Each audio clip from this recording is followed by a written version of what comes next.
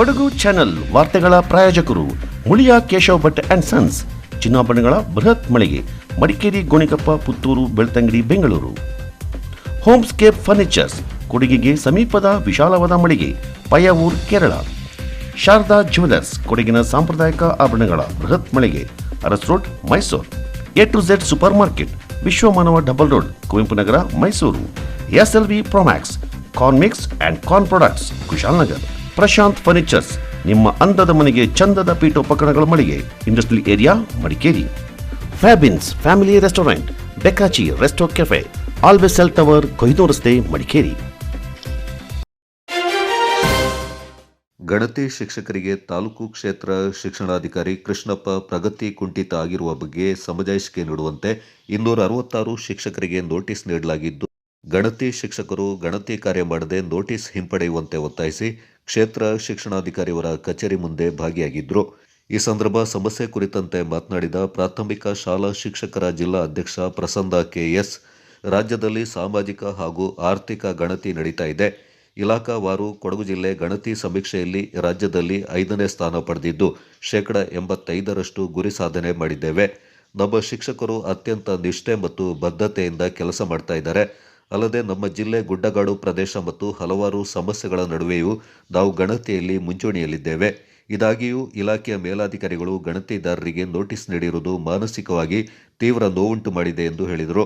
14 ದಿವಸಗಳ ಕಾಲ ಕೆಲಸ ಮಾಡಿ ಬೆಳಿಗ್ಗಿಂದ ಸಂಜೆವರೆಗೆ ಅವ್ರಿಗೆ ಬೆಳಿಗ್ಗೆ ಮನೆಯಿಂದ ಹೊರಟ್ರೆ ಊಟ ಇಲ್ಲ, ತಿಂಡಿ ಇಲ್ಲ, ಬಸ್ ವ್ಯವಸ್ಥೆಗಳಿಲ್ಲ, ವೆಹಿಕಲ್ ವ್ಯವಸ್ಥೆಗಳಿಲ್ಲ. ಎಷ್ಟೋ ಜನ ಹಾರ್ಟ್ ಅಟ್ಯಾಕ್ ಆಗಿದ್ದಾರೆ. ನೆನ್ನೆನೂ ಕೂಡ ನೀವು ಪೇಪರ್ ನೋಡಿದಿರಿ. ದಾನಮ್ಮ ಅನ್ನೋ ಒಬ್ಬರು ಶಿಕ್ಷಕರು ಸತ್ತು ಕೂಡ ಹೋಗಿದ್ದಾರೆ. ಈ ವಿಚಾರದಲ್ಲಿ ಬಹಳಷ್ಟು ಶಿಕ್ಷಕರು ಒತ್ತಡದಿಂದ ಸತ್ತೋಗಿದ್ದಾರೆ. ಇಷ್ಟೆಲ್ಲ ಪ್ರಾಬ್ಲಮ್ ಇದೆ. ಆಮೇಲೆ ವಿರಾಜಪೇಟೆ ತಾಲೂಕು, ಮಡಿಕೇರಿ ತಾಲೂಕಿನಲ್ಲಿ ಒಬ್ಬರು ಶಿಕ್ಷಕಿಗೆ ನಾಯಿ ಕಚ್ಚಿದೆ. ಅನೇಕ ಜನರಿಗೆ ನಾಯಿ ಕಚ್ಚಿದೆ. ಇಷ್ಟೆಲ್ಲ ಸಮಸ್ಯೆ ಜೊತೆಗೆ ಎಷ್ಟೇ ಹಬ್ಬ ಹರಿದಿನಗಳನ್ನು ಬಿಟ್ಟು ನಾವು ಪ್ರಾಮಾಣಿಕವಾಗಿ ಕರ್ತವ್ಯವನ್ನು ನಿರ್ವಹಿಸಿದ್ರು ಕೂಡ ನಮಗೆ ನೋಟಿಸ್ ಅನ್ನು ನೀಡಿರ್ತಕ್ಕಂತಹದ್ದು ಮನಸ್ಸಿಗೆ ತುಂಬಾ ಖೇದಕರವಾದಂತಹ ವಿಷಯ. ಈ ಒಂದು ವಿಷಯವನ್ನ ನಮ್ಮ ಇಲಾಖೆ ಅಧಿಕಾರಿಗಳಿಗೆ ತಿಳಿಸ್ಕೊಡೋದ್ರ ಜೊತೆಗೆ ಈಗಾಗಿರ್ತಕ್ಕಂಥ ಅನ್ಯಾಯವನ್ನ ಸರಿಪಡಿಸ್ಕೊಡೋದ್ರ ಜೊತೆಗೆ ನಮಗೆ ಇನ್ನೂ ಕೂಡ ಕೆಲವೊಂದಿಷ್ಟು ದಿನಗಳ ಕಾಲಾವಕಾಶ ಬೇಕು. ಯಾಕೆ ನಾಳೆಗೆ ಇದನ್ನ ಮುಗಿಸಿ ಅಂತ ಹೇಳಿದ್ರೆ ಖಂಡಿತವಾಗಿಯೂ ಕೂಡ ಸಾಧ್ಯ ಇಲ್ಲ. ಯಾಕೆ ಅಂತಂದ್ರೆ ನಾವು ಶ್ರಮ ಹಾಕ್ತಾ ಇದೀವಿ, ನೋಡ್ತಾ ಇದೀವಿ. ಆದ್ರಿಂದ ಈ ಒಂದು ಅಂಶವನ್ನು ಕೂಡ ನಾವು ನಮ್ಮ ಕ್ಷೇತ್ರ ಅಧಿಕಾರಿಗಳಾದಂತಹ ಶ್ರೀ ಕೃಷ್ಣಪ್ಪ ಸರ್ಗೆ ತಿಳಿಸ್ಕೊಡ್ಬೇಕು. ಆದ್ರಿಂದ ತಮ್ಮೆಲ್ಲಾ ನೋವುಗಳನ್ನ ನೀವು ಗುಂಪಿನಲ್ಲಿ ತೋಡ್ಕೊಂಡಿದ್ದೀರಿ.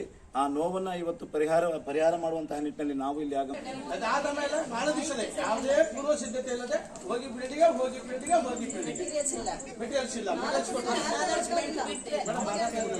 ಯೋಜನೆಯಾದಂತ ಸಾಮಾಜಿಕ, ಶೈಕ್ಷಣಿಕ ಮತ್ತು ಆರ್ಥಿಕ ಗಣತಿ ಕಾರ್ಯವನ್ನು ದಿನಾಂಕ 22ರಿಂದ ಪ್ರಾರಂಭ ಮಾಡಿ ಇವತ್ತಾಗಲೇ 6ನೇ ತಾರೀಕು ಆಗಿದೆ. 14ನೇ ದಿವಸಕ್ಕೆ ಇವತ್ತು ನಾವು ಗಣತಿ ಕಾರ್ಯಕ್ಕೆ ಕಾಲಿಟ್ಟಿದ್ದೀವಿ. ಗಣತಿ ಕಾರ್ಯ 22ರಲ್ಲಿ ಪ್ರಾರಂಭ ಆದರೂ ಕೂಡ ಸರ್ಕಾರದ ಒಂದು ಆ್ಯಪ್ ಅನ್ನ ಏನು ಮಾಡಿದ್ರು ಅದರ ವೈಫಲ್ಯದಿಂದಾಗಿ ಆ್ಯಪ್ 5 ದಿನಗಳ ಕಾಲ ಪ್ರತಿ ದಿವಸ ವ್ಯತ್ಯಾಸ ಆಗಿದ್ದನ್ನು ತಾವೆಲ್ಲ ಗಮನಿಸಿದಿರಿ. 5 ದಿನಗಳ ಕಳೆದ ನಂತರ 27ರಿಂದ ಆ್ಯಪ್ ವರ್ಕ್ ಮಾಡಲಿಕ್ಕೆ ಸ್ಟಾರ್ಟ್ ಮಾಡಿದ್ದು. 27ರಿಂದ ನಮ್ಮ ಎಲ್ಲ ಶಿಕ್ಷಕರು 22ರಿಂದನೇ ಎಲ್ಲ ಶಿಕ್ಷಕರು ಕೆಲಸವನ್ನು ಮಾಡ್ತಾ ಇದ್ರು ಕೂಡ 27ರಿಂದ ಈ ಗಣತಿ ಕಾರ್ಯ ವೇಗವನ್ನು ಪಡ್ಕೊಂಡಿರ್ತಕ್ಕಂಥದ್ದು ತಮಗೆಲ್ಲ ಗೊತ್ತಿರ್ತಕ್ಕಂಥ ವಿಚಾರ. ಈ ಗಣತಿ ಕಾರ್ಯವನ್ನು ಮಾಡಲಿಕ್ಕೆ ಈ ಹಿಂದೆ ನಮಗೆ ಮನೆ ಪಟ್ಟಿಯನ್ನು ಕೊಡ್ತಾ ಇದ್ರು. ನಮ್ಮ BO ಆಫೀಸಲ್ಲಿ ಒಂದು ಇದೆ ಅಂತ ಹೇಳಿದ್ರೆ ಅದನ್ನ ನಾವು ಸರ್ವೆ ಮಾಡ್ಲಿಕ್ಕೆ ಆಗೋದಿಲ್ಲ. ಅದನ್ನ ಡಿಲೀಟ್ ಮಾಡಲಿಕ್ಕೆ ನಮ್ಮ ಆ್ಯಪಲ್ಲಿ ಅವಕಾಶ ಇಲ್ಲ. ಅದನ್ನು ಮೇಲ್ವಿಚಾರಕರು ಮಾಡಬೇಕು. ಹಾಗಾಗಿ ಪ್ರತಿ ಗಣತಿದಾರರ ಆ್ಯಪ್ನಲ್ಲಿ 25ರಿಂದ 30% ಅಷ್ಟು ಖಾಲಿ ಮನೆಗಳು ಮತ್ತು ಸರ್ಕಾರಿ ಕಚೇರಿಗಳು ಮತ್ತು ವಾಸ ಇಲ್ಲದೆ ಇರತಕ್ಕಂಥದ್ದು ಇದೆ. ಮಾಹಿತಿ ಕೊಟ್ಟಿರ್ತಾರೆ. ಅಂತ ಪ್ರಕರಣಗಳು ಇರೋದ್ರಿಂದ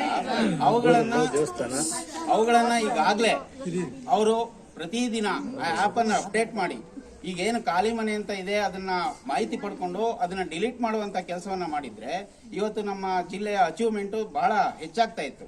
ಆ ಕೆಲಸವನ್ನ ಅವ್ರು ಮಾಡಿಲ್ಲ. ಇವತ್ತು ಖಾಲಿ ಮನೆಗಳನ್ನ ಹುಡುಕಿ ಅಂತ ಹೇಳ್ತಾ ಇದ್ದಾರೆ. ನಿನ್ನೆ ನಿಮಗೆ ಗೊತ್ತಿದೆ ಮತ್ತು ಯಾವುದೇ ರೀತಿ ವಾಹನ ಸೌಲಭ್ಯಗಳಿಲ್ಲ. ಈ ಹಿಂದೆ ಹಾಕಿರ್ತಕ್ಕಂಥ ಯಾವುದೇ ಸಮೀಕ್ಷೆ ಆದರೂ ಯಾರು ಶಿಕ್ಷಕರು ಗಣತಿ ಕರ್ತವ್ಯ ನಿರ್ವಹಿಸ್ತಾ ಇದ್ರು ಆ ಪ್ರದೇಶದಲ್ಲೇ ಅವರನ್ನ ಅಲರ್ಟ್ ಮಾಡ್ತಕ್ಕಂಥ ಕೆಲಸ ಆಗ್ತಾ ಇತ್ತು. ಈ ಬಾರಿ ಯಾವ ಕಾರಣಕ್ಕೆ ಅಂತ ಗೊತ್ತಿಲ್ಲ, ಅವರು ವೃತ್ತಿ ಮಾಡ್ತಕ್ಕಂಥ ಸ್ಥಳವನ್ನು ಬಿಟ್ಟು ತುಂಬಾ ದೂರದ ಪ್ರದೇಶಗಳಿಗೆ, ಅವರಿಗೆ ಅಪರಿಚಿತವಾದಂಥ ಪ್ರದೇಶಗಳಿಗೆ ಹಾಕಿರ್ತಕ್ಕಂಥದ್ದು ಕೂಡ ನಮ್ಮ ಶಿಕ್ಷಕರು ಗಣತಿಯನ್ನ ಸಂಪೂರ್ಣಗೊಳಿಸುವಲ್ಲಿ ಸ್ವಲ್ಪ ಎಡೆದುತೊಡರನ್ನ ಉಂಟಾಗಿರ್ತಕ್ಕಂಥದ್ದು.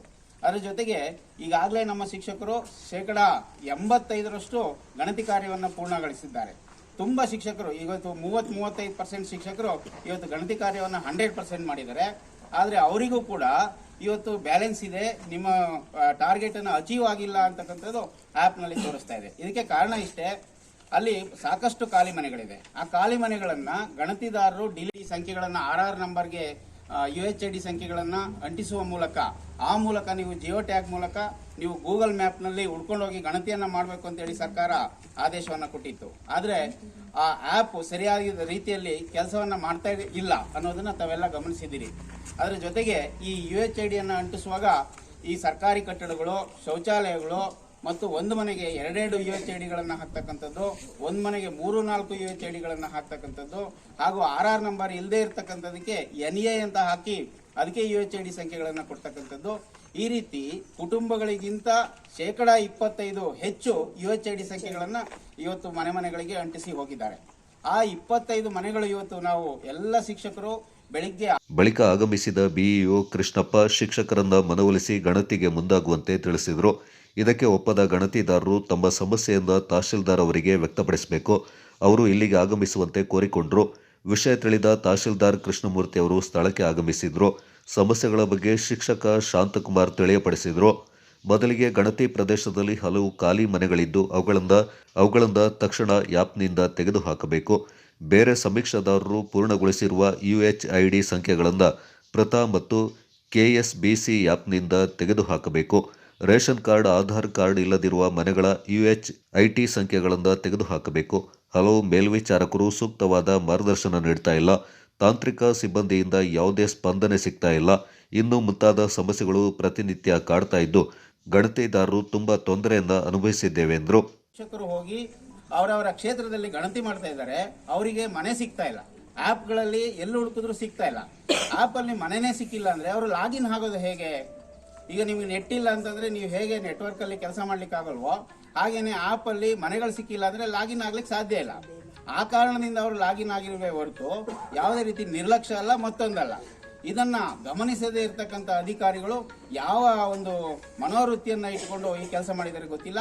ವಿಶ್ವ ಶಿಕ್ಷಕರ ದಿನದಂದೇ ಶಿಕ್ಷಕರಿಗೆ 170 ಜನರಿಗೆ ಕುಶಾಲನಗರ ಮತ್ತು ಸೋಮವಾರಪೇಟೆ ತಾಲೂಕಿನಲ್ಲಿ ಏನು ಇವರಿಗೆ ನೋಟಿಸ್ ಅನ್ನ ಕೊಟ್ಟಿದ್ದಾರೆ. ನೀವು ಕರ್ತವ್ಯ ನಿರ್ಲಕ್ಷ್ಯವನ್ನು ಮಾಡಿದ್ದೀರಿ, ನಿನ್ನೆ ಲಾಗಿನ್ ಆಗಿಲ್ಲ ಅಂತ ಹೇಳಿ.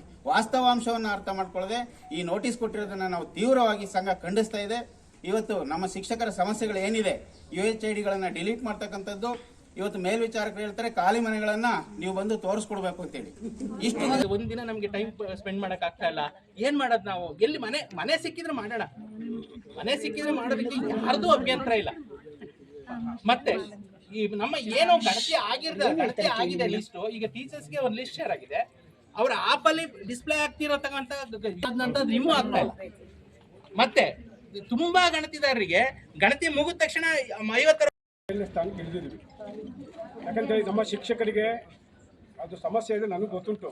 ಆದರೆ ನಮಗೆ ಕಾಲಮಿತಿಯಲ್ಲಿ ಈ ಒಂದು ಸಮೀಕ್ಷೆಯನ್ನು ಪೂರ್ಣಗೊಳಿಸಬೇಕಾಗಿರೋದ್ರಿಂದ ನಾವು ತೀರಾ ಅನಿವಾರ್ಯವಾಗಿ ನಾವು ಸರ್ಕಾರಿ ನೌಕರರಾಗಿ ನಮ್ಮ ಜವಾಬ್ದಾರಿಯನ್ನು ನಿರ್ವಹಿಸಲೇಬೇಕಾಗಿದೆ. ನಮ್ಮ ಶಿಕ್ಷಕರ ಸಮಸ್ಯೆ ನನಗೆಲ್ಲ ಚೆನ್ನಾಗಿ ಅರ್ಥ ಆಗಿದೆ. ನಾವು ಅವರಿಗೆ ಕಾರಣ ಕೇಳಿ ನೋಟಿಸ್ ಕೊಟ್ಟ ಉದ್ದೇಶ ಏನಪ್ಪ ಅಂತ ಹೇಳಿದ್ರೆ, ಸ್ವಲ್ಪ ಆ್ಯಕ್ಟಿವ್ ಆಗಿ ಆಮೇಲೆ ಇನ್ನು 2 ದಿವಸದಲ್ಲಿ ನಮ್ಮ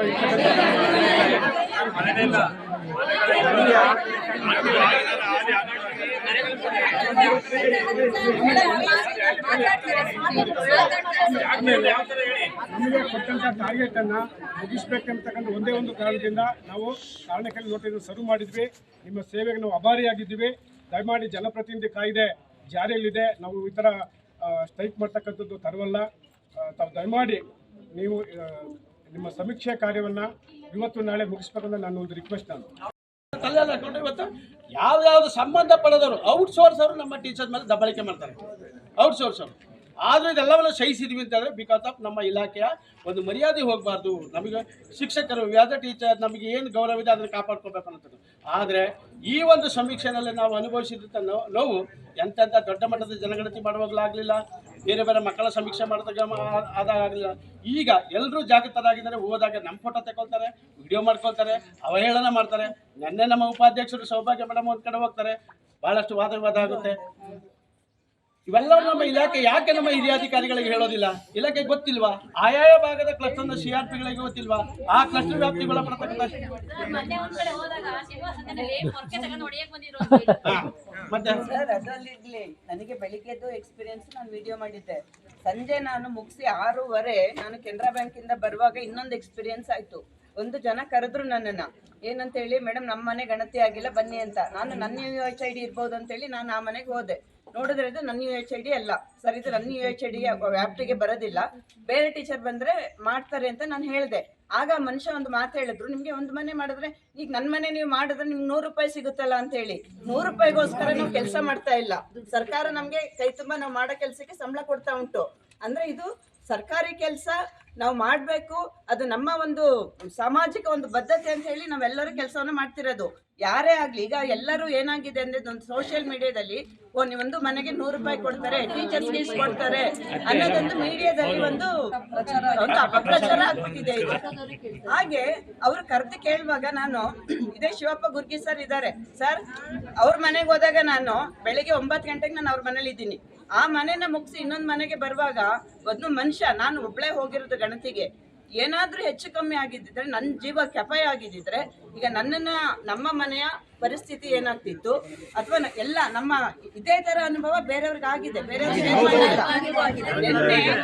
ಅಚಾನಕ್ ಅದು ನಾನು ಬೇಕು ಅಂತ ಮಾಡಿದ ವಿಡಿಯೋ ಅಲ್ಲ, ಅದು ಅಚಾನಕ್ ಆಗಿ ನಾನು ಅವ್ರ ಮನೆದು UHID ನಂಬರ್ ತೆಗಿಲಿಕ್ಕೆ ಅಂತ ಫೋಟೋ ಹಿಡಿದಾಗ ಆ ಮನುಷ್ಯ ಮಾತಾಡೋಕೆ ಸ್ಟಾರ್ಟ್ ಮಾಡ್ತಾ ಸಡನ್ ಆಗಿ ನಾನು ವಿಡಿಯೋಗೆ ಹಾಕ್ಬಿಟ್ಟು ಸುಮ್ಮನೆ ನಿಂತ್ಕೊಂಡೆ. ನಾನು ಅವ್ರೇನ್ ಮಾತಾಡ್ತಾರೆ ಅಂತ ಕೇಳಲಿಕ್ಕೆ. ಅಂದ್ರೆ ಎಷ್ಟೋ ಒಂದು ವ್ಯಥೆಗಳ ನಡುವೆಯೂ ನಾವು ಕರ್ತವ್ಯವನ್ನು ನಿರ್ವಹಿಸ್ತಾ ಇದ್ದೇವೆ. ಅಂದ್ರೆ ನಾವು ಯಾರನ್ನು ಕರ್ತವ್ಯ ಲೋಪ ಎಲ್ಲೂ ಯಾರು ಮಾಡಿಲ್ಲ, ಅದು ಎಲ್ಲರಿಗೂ ಗೊತ್ತಿದೆ. ಅಂದ್ರೆ ಈಗ ನಾವು ಹೇಳಿದಾಗೆ ಕೆಲವೊಂದು ಕಡೆ ನೆಟ್ವರ್ಕ್ ಪ್ರಾಬ್ಲಮ್ ಇರ್ಬೋದು, ಮನೆ ಸಿಗದೆ ಇರ್ಬೋದು, ಆ ಒಂದಿದ್ರಾಗಿ ನಮ್ದೆಲ್ಲೂ ಒಂದು ಕಡೆ ಕಡಿಮೆ ಗಣತಿ ನಾವು ಪ್ರೋಸೆಸ್ ಅಲ್ಲಿ ಇದ್ದೀವಿ. ಬಿಟ್ರೆ ಯಾರು ಸಹ ಕರ್ತವ್ಯದಿಂದ ನಾವು ಯಾರನ್ನು ಇದ್ರೆ ನನ್ನ ಜೀವ ಕೆಪಾಯ ಆಗಿದ್ದಿದ್ರೆ ಈಗ ನನ್ನನ್ನ ನಮ್ಮ ಮನೆಯ ಪರಿಸ್ಥಿತಿ ಏನಾಗ್ತಿತ್ತು, ಅಥವಾ ಎಲ್ಲ ನಮ್ಮ ಇದೇ ತರ ಅನುಭವ ಬೇರೆಯವ್ರಿಗೆ ಆಗಿದೆ. ಅಚಾನಕ್ ಅದು ನಾನು ಬೇಕು ಅಂತ ಮಾಡಿದ ವಿಡಿಯೋ ಅಲ್ಲ, ಅದು ಅಚಾನಕ್ ಆಗಿ ನಾನು ಅವ್ರ ಮನೆದು UHID ನಂಬರ್ ತೆಗಿಲಿಕ್ಕೆ ಅಂತ ಫೋಟೋ ಹಿಡಿದಾಗ ಆ ಮನುಷ್ಯ ಮಾತಾಡೋಕೆ ಸ್ಟಾರ್ಟ್ ಮಾಡ್ತಾ ಸಡನ್ ಆಗಿ ನಾನು ವಿಡಿಯೋಗೆ ಹಾಕ್ಬಿಟ್ಟು ಸುಮ್ಮನೆ ನಿಂತ್ಕೊಂಡೆ. ನಾನು ಅವ್ರೇನ್ ಮಾತಾಡ್ತಾರೆ ಅಂತ ಕೇಳಲಿಕ್ಕೆ. ಅಂದ್ರೆ ಎಷ್ಟೋ ಒಂದು ವ್ಯಥೆಗಳ ನಡುವೆಯೂ ನಾವು ಕರ್ತವ್ಯವನ್ನು ನಿರ್ವಹಿಸ್ತಾ ಇದ್ದೇವೆ. ಅಂದ್ರೆ ನಾವು ಯಾರನ್ನು ಕರ್ತವ್ಯ ಲೋಪ ಎಲ್ಲೂ ಯಾರು ಮಾಡಿಲ್ಲ, ಅದು ಎಲ್ಲರಿಗೂ ಗೊತ್ತಿದೆ. ಅಂದ್ರೆ ಈಗ ನಾವು ಹೇಳಿದಾಗೆ ಕೆಲವೊಂದು ಕಡೆ ನೆಟ್ವರ್ಕ್ ಪ್ರಾಬ್ಲಮ್ ಇರ್ಬೋದು, ಮನೆ ಸಿಗದೆ ಇರ್ಬೋದು, ಆ ಒಂದಿದ್ರಾಗಿ ನಮ್ದೆಲ್ಲೂ ಒಂದು ಕಡೆ ಕಡಿಮೆ ಗಣತಿ ನಾವು ಪ್ರೋಸೆಸ್ ಅಲ್ಲಿ ಇದ್ದೀವಿ. ಬಿಟ್ರೆ ಯಾರು ಸಹ ಕರ್ತವ್ಯದಿಂದ ನಾವು ಮಾಡಲ್ಲ ಅಂತ ಎಲ್ಲೂ ಹೇಳಿಲ್ಲ, ಅಥವಾ ನಾವು ಇದಕ್ಕೆ ಹೋಗೋದೇ ಇಲ್ಲ. ನೀವು ಹೇಳ್ದಂಗೆ ಎಲ್ಲರೂ ದಸರಾ ಮತ್ತೆ ಆಯುಧ ಪೂಜೆ ಮತ್ತೆ ಭಾನುವಾರಗಳನ್ನ ಈಗ ಮಕ್ಕಳ ಜೊತೆ ಪಬ್ಲಿಕ್ಸ್ ಎಂಜಾಯ್ ಮಾಡ್ತಿದ್ದಾರೆ. ನಾವು ಎಷ್ಟೋ ಮನೆಗೆ ಹೋದಾಗ ಸರ್ ಜನಗಳು ಸಿಗ್ತಾ ಇಲ್ಲ ನಮಗೆ, ಎಲ್ಲರೂ ಮಕ್ಕಳನ್ನ ಕರ್ಕೊಂಡು ಊರುಗಳಿಗೆ ಹೋಗಿದ್ದಾರೆ. ಅಂತ ಮನೆಯನ್ನ ನಾವೇನ್ ಮಾಡ್ಬೇಕು? ಬುಧವಾರ ಶಾಲೆ ಸ್ಟಾರ್ಟ್ ಆಗ್ತದೆ, ನೀವು ಬುಧವಾರ ಬನ್ನಿ ಅಂತಾರೆ. ನಾಳೆ ನಾವು ನಮ್ಮ ಗಣತಿ ಕಾರ್ಯನ ಮುಗಿಸ್ಕೊಡ್ಬೇಕು. ಆಗ ನಾವು ಬುಧವಾರ ಹೋದಾಗ ನಾಳೆ ನಮ್ಮ ಟಾರ್ಗೆಟ್ನ ನಾವೇನು ಅಂತ ತೋರಿಸ್ಬೇಕು. ಈ ತರ ಒಂದು ಸಂದರ್ಭಗಳು ನಾವೆಲ್ಲರೂ ಇವತ್ತು ಏನು ನಾವು ನಮಗಾಗಿರ್ತಕ್ಕಂಥ ನೋವು ಮತ್ತೆ ಒತ್ತಡ ಏನಿದೆ ಅದನ್ನ ಪರಿಹರಿಸ್ಕೊಡ್ಬೇಕು ಅನ್ನೋ ಕಾರಣಕ್ಕಾಗಿ ನಾವು ಇಲ್ಲಿಗೆ ಬಂದು ಸೇರಿರ್ತಕ್ಕಂಥದ್ದು. ಈಗ ಮಾನ್ಯ ತಹಶೀಲ್ದಾರ್ ಅವರು ಸೋಮವಾರಪೇಟೆ ತಾಲೂಕು ಸೋಮವಾರಪೇಟೆ ಮಾನ್ಯರ ವಿಷಯ ಸಾಮಾಜಿಕ ಹಾಗೂ ಆರ್ಥಿಕ ಗಣತಿ ಕಾರ್ಯದಲ್ಲಿ ಶಿಕ್ಷಕರಿಗೆ ಆಗುತ್ತಿರುವ ಒತ್ತಡ ಹಾಗೂ ಶಿಕ್ಷಕರಿಗೆ ನೀಡಿರುವ ನೋಟಿಸ್ ಅನ್ನು ಹಿಂಪಡೆಯುವ ಬಗ್ಗೆ ಮೇಲ್ಕಂಡ ವಿಷಯಕ್ಕೆ ಸಂಬಂಧಿಸಿದಂತೆ ಕರ್ನಾಟಕ ಸರ್ಕಾರದ ಸಾಮಾಜಿಕ ಹಾಗೂ ಆರ್ಥಿಕ ಗಣತಿ ಕಾರ್ಯವನ್ನು ನಮ್ಮ ಜಿಲ್ಲೆಯ ಶಿಕ್ಷಕರು ಅತ್ಯಂತ ನಿಷ್ಠೆ ಹಾಗೂ ಬದ್ಧತೆಯಿಂದ ಮಾಡುತ್ತಿದ್ದು, ಕೊಡಗಿನಂತಹ ಗುಡ್ಡಗಾಡು ಪ್ರದೇಶದಲ್ಲಿ ಹಲವಾರು ಸಮಸ್ಯೆಗಳ ನಡುವೆಯೂ ಇಲಾಖೆಯ ಅಂಕಿಅಂಶಗಳ ಪ್ರಕಾರ 70% ಗುರಿ ಸಾಧನೆ ಮಾಡಿರುತ್ತಾರೆ. ಆದರೆ ವಾಸ್ತವವಾಗಿ 85ಕ್ಕಿಂತ ಹೆಚ್ಚು ಗುರಿ ಸಾಧನೆ ಮಾಡಿರುತ್ತಾರೆ. ಆದಾಗ್ಯೂ ಇಲಾಖೆಯ ಮೇಲಧಿಕಾರಿಗಳು ಶಿಕ್ಷಕರಿಗೆ ನೋಟಿಸ್ ನೀಡಿದ್ದು, ಇದರಿಂದ ಗಣತಿದಾರರಿಗೆ ಮಾನಸಿಕವಾಗಿ ತೀವ್ರ ನೋವು ಉಂಟಾಗಿರುತ್ತದೆ. ಆದ್ದರಿಂದ ಈಗ ನೀಡಿರುವ ನೋಟಿಸ್ ಅನ್ನು ಹಿಂಪಡೆದು ಗಣತಿ ಕಾರ್ಯವನ್ನು ಸುಗಮಗೊಳಿಸಲು ಅನುಕೂಲ ಮಾಡಿಕೊಡುವಂತೆ ವಿನಂತಿಸುತ್ತೇವೆ. ನಿಗದಿತ ಸಮಯದೊಳಗೆ ಗಣತಿ ಕಾರ್ಯ ಮುಗಿಸಲು ಗಣತಿದಾರರಿಗೆ ಈ ಕೆಳಗಿನ ಸಮಸ್ಯೆಯನ್ನು ಪರಿಹರಿಸಿದ್ದಲ್ಲಿ ಶ್ರಮಿಸಿ ಗುರಿ ಸಾಧನೆ ಮಾಡಲು ಸಾಧ್ಯವಾಗುವುದಿಲ್ಲ. ಪರಿಹರಿಸದಿದ್ದಲ್ಲಿ ಸಾಧ್ಯವಾಗುವುದಿಲ್ಲ. 1. ಗಣತಿ ಪ್ರದೇಶದಲ್ಲಿ ಹಲವು ಖಾಲಿ ಮನೆಗಳಿದ್ದು ಅವುಗಳನ್ನು ತಕ್ಷಣ ಆಪ್ನಿಂದ ತೆಗೆದುಹಾಕಬೇಕು. ಬೇರೆ ಸಮೀಕ್ಷೆದಾರರು ಪೂರ್ಣಗೊಳಿಸಿರುವ UHID ಸಂಖ್ಯೆಗಳನ್ನು ವೃತ್ತ ಹಾಗೂ KSDC ಆಪ್ನಿಂದ ತೆಗೆದುಹಾಕಬೇಕು. ರೇಷನ್ ಕಾರ್ಡ್ ಹಾಗೂ ಆಧಾರ್ ಕಾರ್ಡ್ ಇಲ್ಲದಿರುವ ಮನೆಗಳ ಈ ಸಂದರ್ಭ HN ಮಂಜುನಾಥ್, ಕರ್ನಾಟಕ ರಾಜ್ಯ ಪ್ರಾಥಮಿಕ ಶಾಲಾ ಶಿಕ್ಷಕರ ಉಪಾಧ್ಯಕ್ಷ, ಮತ್ತು TK ಬಸವರಾಜು, ಪ್ರಾಥಮಿಕ ಶಾಲಾ ಶಿಕ್ಷಕರ ತಾಲೂಕು ಅಧ್ಯಕ್ಷ, ಶಿಕ್ಷಕಿಯರಾದ ಶೈಲಾ, ಪ್ರೇಮ, ಸೌಭಾಗ್ಯ ಮತ್ತಿತರರು ಪಾಲ್ಗೊಂಡಿದ್ದರು. ಕರ್ನಾಟಕ ರಾಜ್ಯ ರೈತ ಸಂಘದ ಜಿಲ್ಲಾ ಉಪಾಧ್ಯಕ್ಷರಾಗಿದ್ದ ಶಂಕರಪ್ಪ ಅವರ ಅಗಲಿಕೆ ಹಿನ್ನೆಲೆ ನೂತನ ಉಪಾಧ್ಯಕ್ಷರ ಆಯ್ಕೆ ಮತ್ತು ಅಂಬತ್ತಿ ಹೋಬಳಿ ಘಟಕಕ್ಕೆ ನೂತನ ಪದಾಧಿಕಾರಿಗಳ ಆಯ್ಕೆಗೆ ಸಂಬಂಧಪಟ್ಟಂತೆ ರೈತ ಸಂಘದ ಜಿಲ್ಲಾಧ್ಯಕ್ಷ ಕಾಡ್ಯಮಾಡು ಮನು ಸೋಮಯ್ಯ ಅವರ ಅಧ್ಯಕ್ಷತೆಯಲ್ಲಿ ಸಂಘದ ಗೋಣಿಕೊಪ್ಪಲು ಕೇಂದ್ರ ಕಚೇರಿಯಲ್ಲಿ ಸಭೆ ನಡೆಯಿತು. ಸಭೆಯಲ್ಲಿ ನೆರೆದಿದ್ದ ರೈತ ಸಂಘದ ಪದಾಧಿಕಾರಿಗಳು ಹಾಗೂ ಸದಸ್ಯರ ಸಮ್ಮುಖದಲ್ಲಿ ನೂತನ ಪದಾಧಿಕಾರಿಗಳನ್ನು ನೇಮಕ ಮಾಡಲಾಯಿತು. ಕೊಡಗು ಜಿಲ್ಲಾ ರೈತ ಸಂಘದ ಉಪಾಧ್ಯಕ್ಷರಾಗಿ ಸೋಮರ್ಪೇಟೆ ತಾಲೂಕಿನ ಜೆಎಂ ಹೂವಯ್ಯ ಮತ್ತು ಅಮ್ಮತ್ತಿ ಹೋಬಳಿ ಅಧ್ಯಕ್ಷರಾಗಿ ಚಂದಂಡ ಅಜಿತ್ ಪೂಣಚ್ಚ, ಉಪಾಧ್ಯಕ್ಷರಾಗಿ ನಡಿಕೇರಿ ಅಂಡ ವಿಕ್ರಮ್, ಕಾರ್ಯದರ್ಶಿಯಾಗಿ ಲಿಖಿತ್ ಕುಕ್ಕನೂರು, ಖಜಾಂಚಿಯಾಗಿ ಎಂವಿ ಸಜೀವ್, ಸಂಚಾಲಕರಾಗಿ ಕುಮ್ಮಂಡ ದರ್ಶನ್ ಅವರಿಂದ ಆಯ್ಕೆ ಮಾಡಲಾಯಿತು.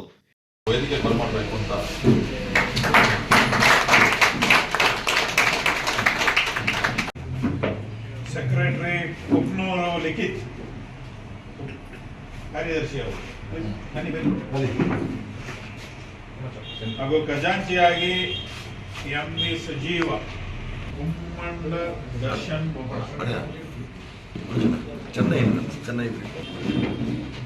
ಹಾಗೇನೆ ದೇವಣಿನ ವಜ್ರು ಬೋಪಣ್ಣ.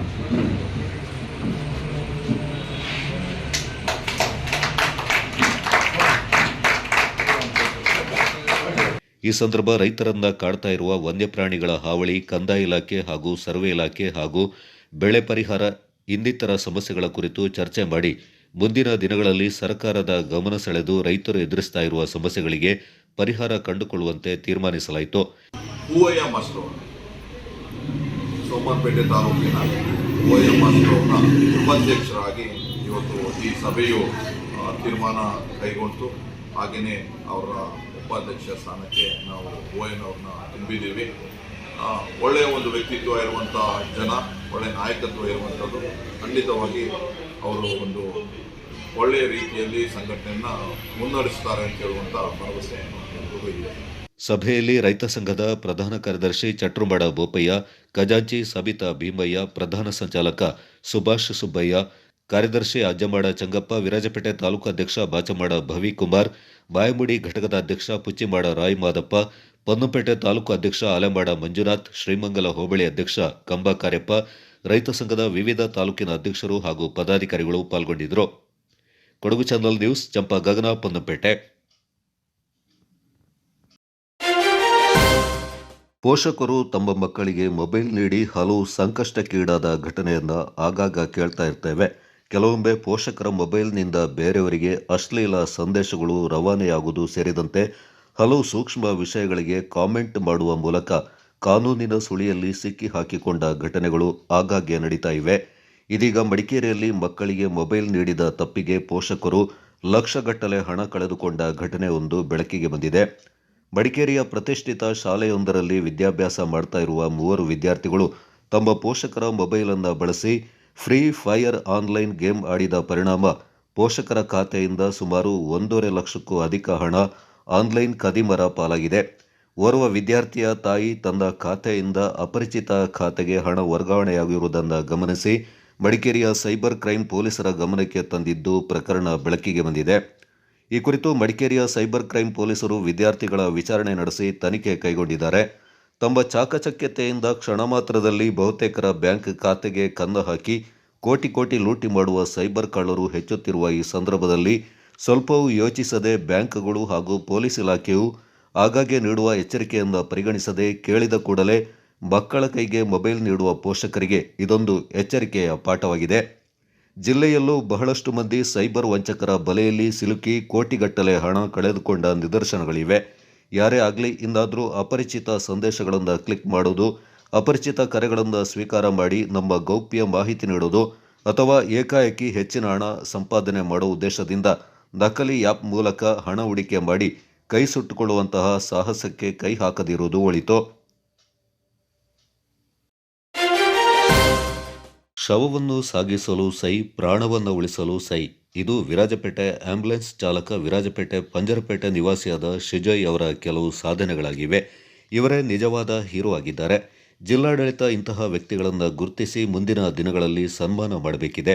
ಕೆಲವು ತಿಂಗಳ ಹಿಂದೆ 7 ದಿನದ ಮಗುವನ್ನು ಮಡಿಕೇರಿ ಜಿಲ್ಲಾಸ್ಪತ್ರೆಯಿಂದ ಕೇರಳ ರಾಜ್ಯದ ಖಾಸಗಿ ಆಸ್ಪತ್ರೆಗೆ ನಿಗದಿತ ಸಮಯದಲ್ಲಿ ಅಂದರೆ 300 ಕಿಲೋಮೀಟರ್ 3 ಗಂಟೆಯಲ್ಲಿ ತಲುಪಿಸಿ ಆ ಮಗುವಿನ ಪ್ರಾಣ ಉಳಿಸಿದ ಕೀರ್ತಿ ಈ ಚಾಲಕನಿಗೆ ಸಲ್ಲುತ್ತೆ. ಈತ ಕೇವಲ ಆಂಬ್ಯುಲೆನ್ಸ್ ಚಾಲಕ ಮಾತ್ರ ಅಲ್ಲ, ಇಂದು ಹಲವಾರು ಸಮಾಜ ಸೇವಾ ಕಾರ್ಯಗಳಲ್ಲಿ ಶ್ರೀಜಯ್ ಭಾಗಿಯಾಗಿದ್ದಾರೆ.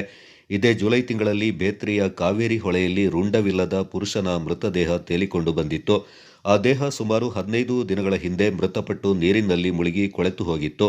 ಸ್ಥಳದಲ್ಲಿದ್ದ ಶ್ರೀಜಯ್ ತಕ್ಷಣ ತಾನೇ ತನ್ನ ಕೈಗೆ ಗ್ಲೌಸ್ ಹಾಕಿಕೊಂಡು ಆ ದೇಹವನ್ನು ನೀರಿನಿಂದ ಮೇಲಕ್ಕೆತ್ತಿ ಆಸ್ಪತ್ರೆಗೆ ತೆಗೆದುಕೊಂಡು ಬಂದಿದ್ದಾರೆ. ಅಲ್ಲದೆ ಕಳೆದ ಸೆಪ್ಟೆಂಬರ್ ತಿಂಗಳ 29ರಂದು ಬಿಟ್ಟಂಗಾಲದ ನಿವಾಸಿ ಕಿರುಮಕ್ಕಿಯಲ್ಲಿ ನೇಣಿಗೆ ಶರಣಾಗಿದ್ರು. ಅಕ್ಟೋಬರ್ 5ರಂದು ಆ ವ್ಯಕ್ತಿಯ ಕಳೇಬರ ಪತ್ತೆಯಾಗಿತ್ತು.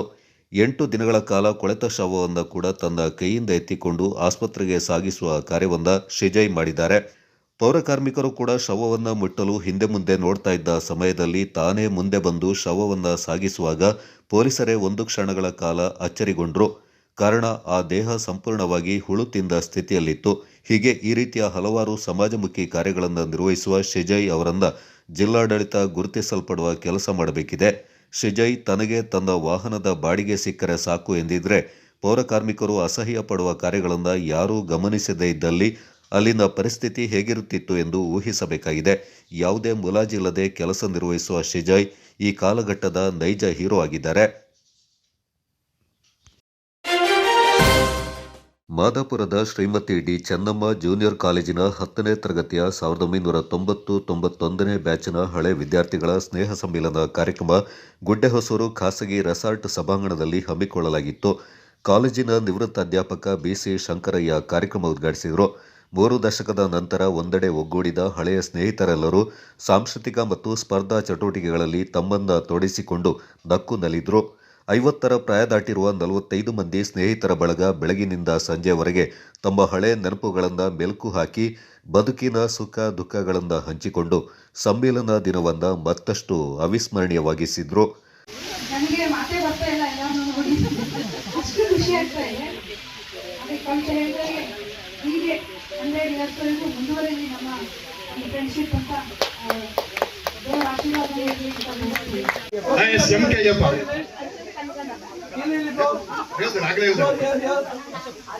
ಓಕೆ ನೋಡಿ, ಎಲ್ಲ ಸ್ಮೈಲ್ ಮಾಡಿ. ನೆಕ್ಸ್ಟ್ ಬ್ಯಾಚ್ ರೆಡಿಯಾಗಿ.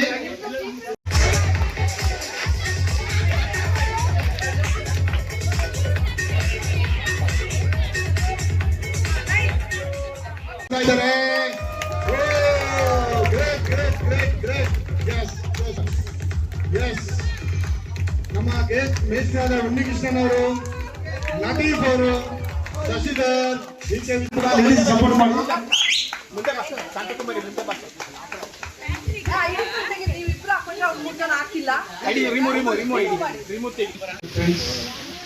ಬಹಳ ಖುಷಿ ಆಗ್ತಾ ಇದೆ ನಮ್ಮ ಇವತ್ತಿನ ಕಾರ್ಯಕ್ರಮ.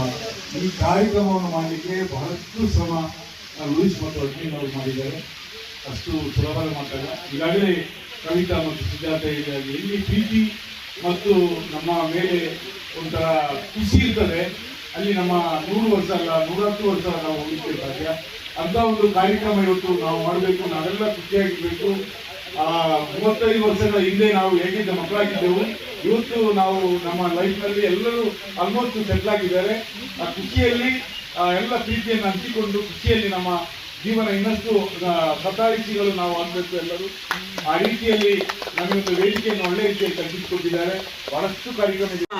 ಈ ಒಂದು ಕಾರ್ಯಕ್ರಮಕ್ಕೆ ಎಲ್ಲ ನಮ್ಮ ಗೆಳೆಯರು ಗೆಳತಿಯರು ಸಹ ನಮಗೆ ಒಳ್ಳೆ ರೀತಿಯ ಸಹಕಾರ ಕೊಟ್ಟಿದ್ದಾರೆ. ಅವರು ಕೃತ್ಯ ಸಮಯ 9 ಗಂಟೆ ಅಂದರೆ ಎಲ್ಲರೂ 9:30 ಒಳಗಾಗಿ ಎಲ್ಲರೂ ಬಂದು ಈ ಒಂದು ವೇದಿಕೆಗೆ ಸಮಯ ವ್ಯರ್ಥ ಮಾಡದೆ ಇವತ್ತು ಈ ಕಾರ್ಯಕ್ರಮಕ್ಕೆ ಆಗಮಿಸಿದ್ದಾರೆ. ಹಾಗೆ ಈ ಕಾರ್ಯಕ್ರಮವನ್ನು ನಾವು 35 ವರ್ಷಗಳಿಂದ ಇವತ್ತು ಫಸ್ಟ್ ಆಗಿ ಮೊದಲನೇದಾಗಿ ಈ ಒಂದು ಕಾರ್ಯಕ್ರಮವನ್ನು ಯಶಸ್ವಿಯಾಗಿ ನಡೀಬೇಕು ಅಂತ ತಮ್ಮೆಲ್ಲರ ನಮ್ಮ ಒಂದು ಪ್ರಾರ್ಥನೆ. ಹಾಗೂ ಈ ಕಾರ್ಯಕ್ರಮಕ್ಕೆ ನಮ್ಮ ಪತ್ರಕರ್ತರು 2025. Yes, thank you so much. Yes, clap ಮಾಡಿ.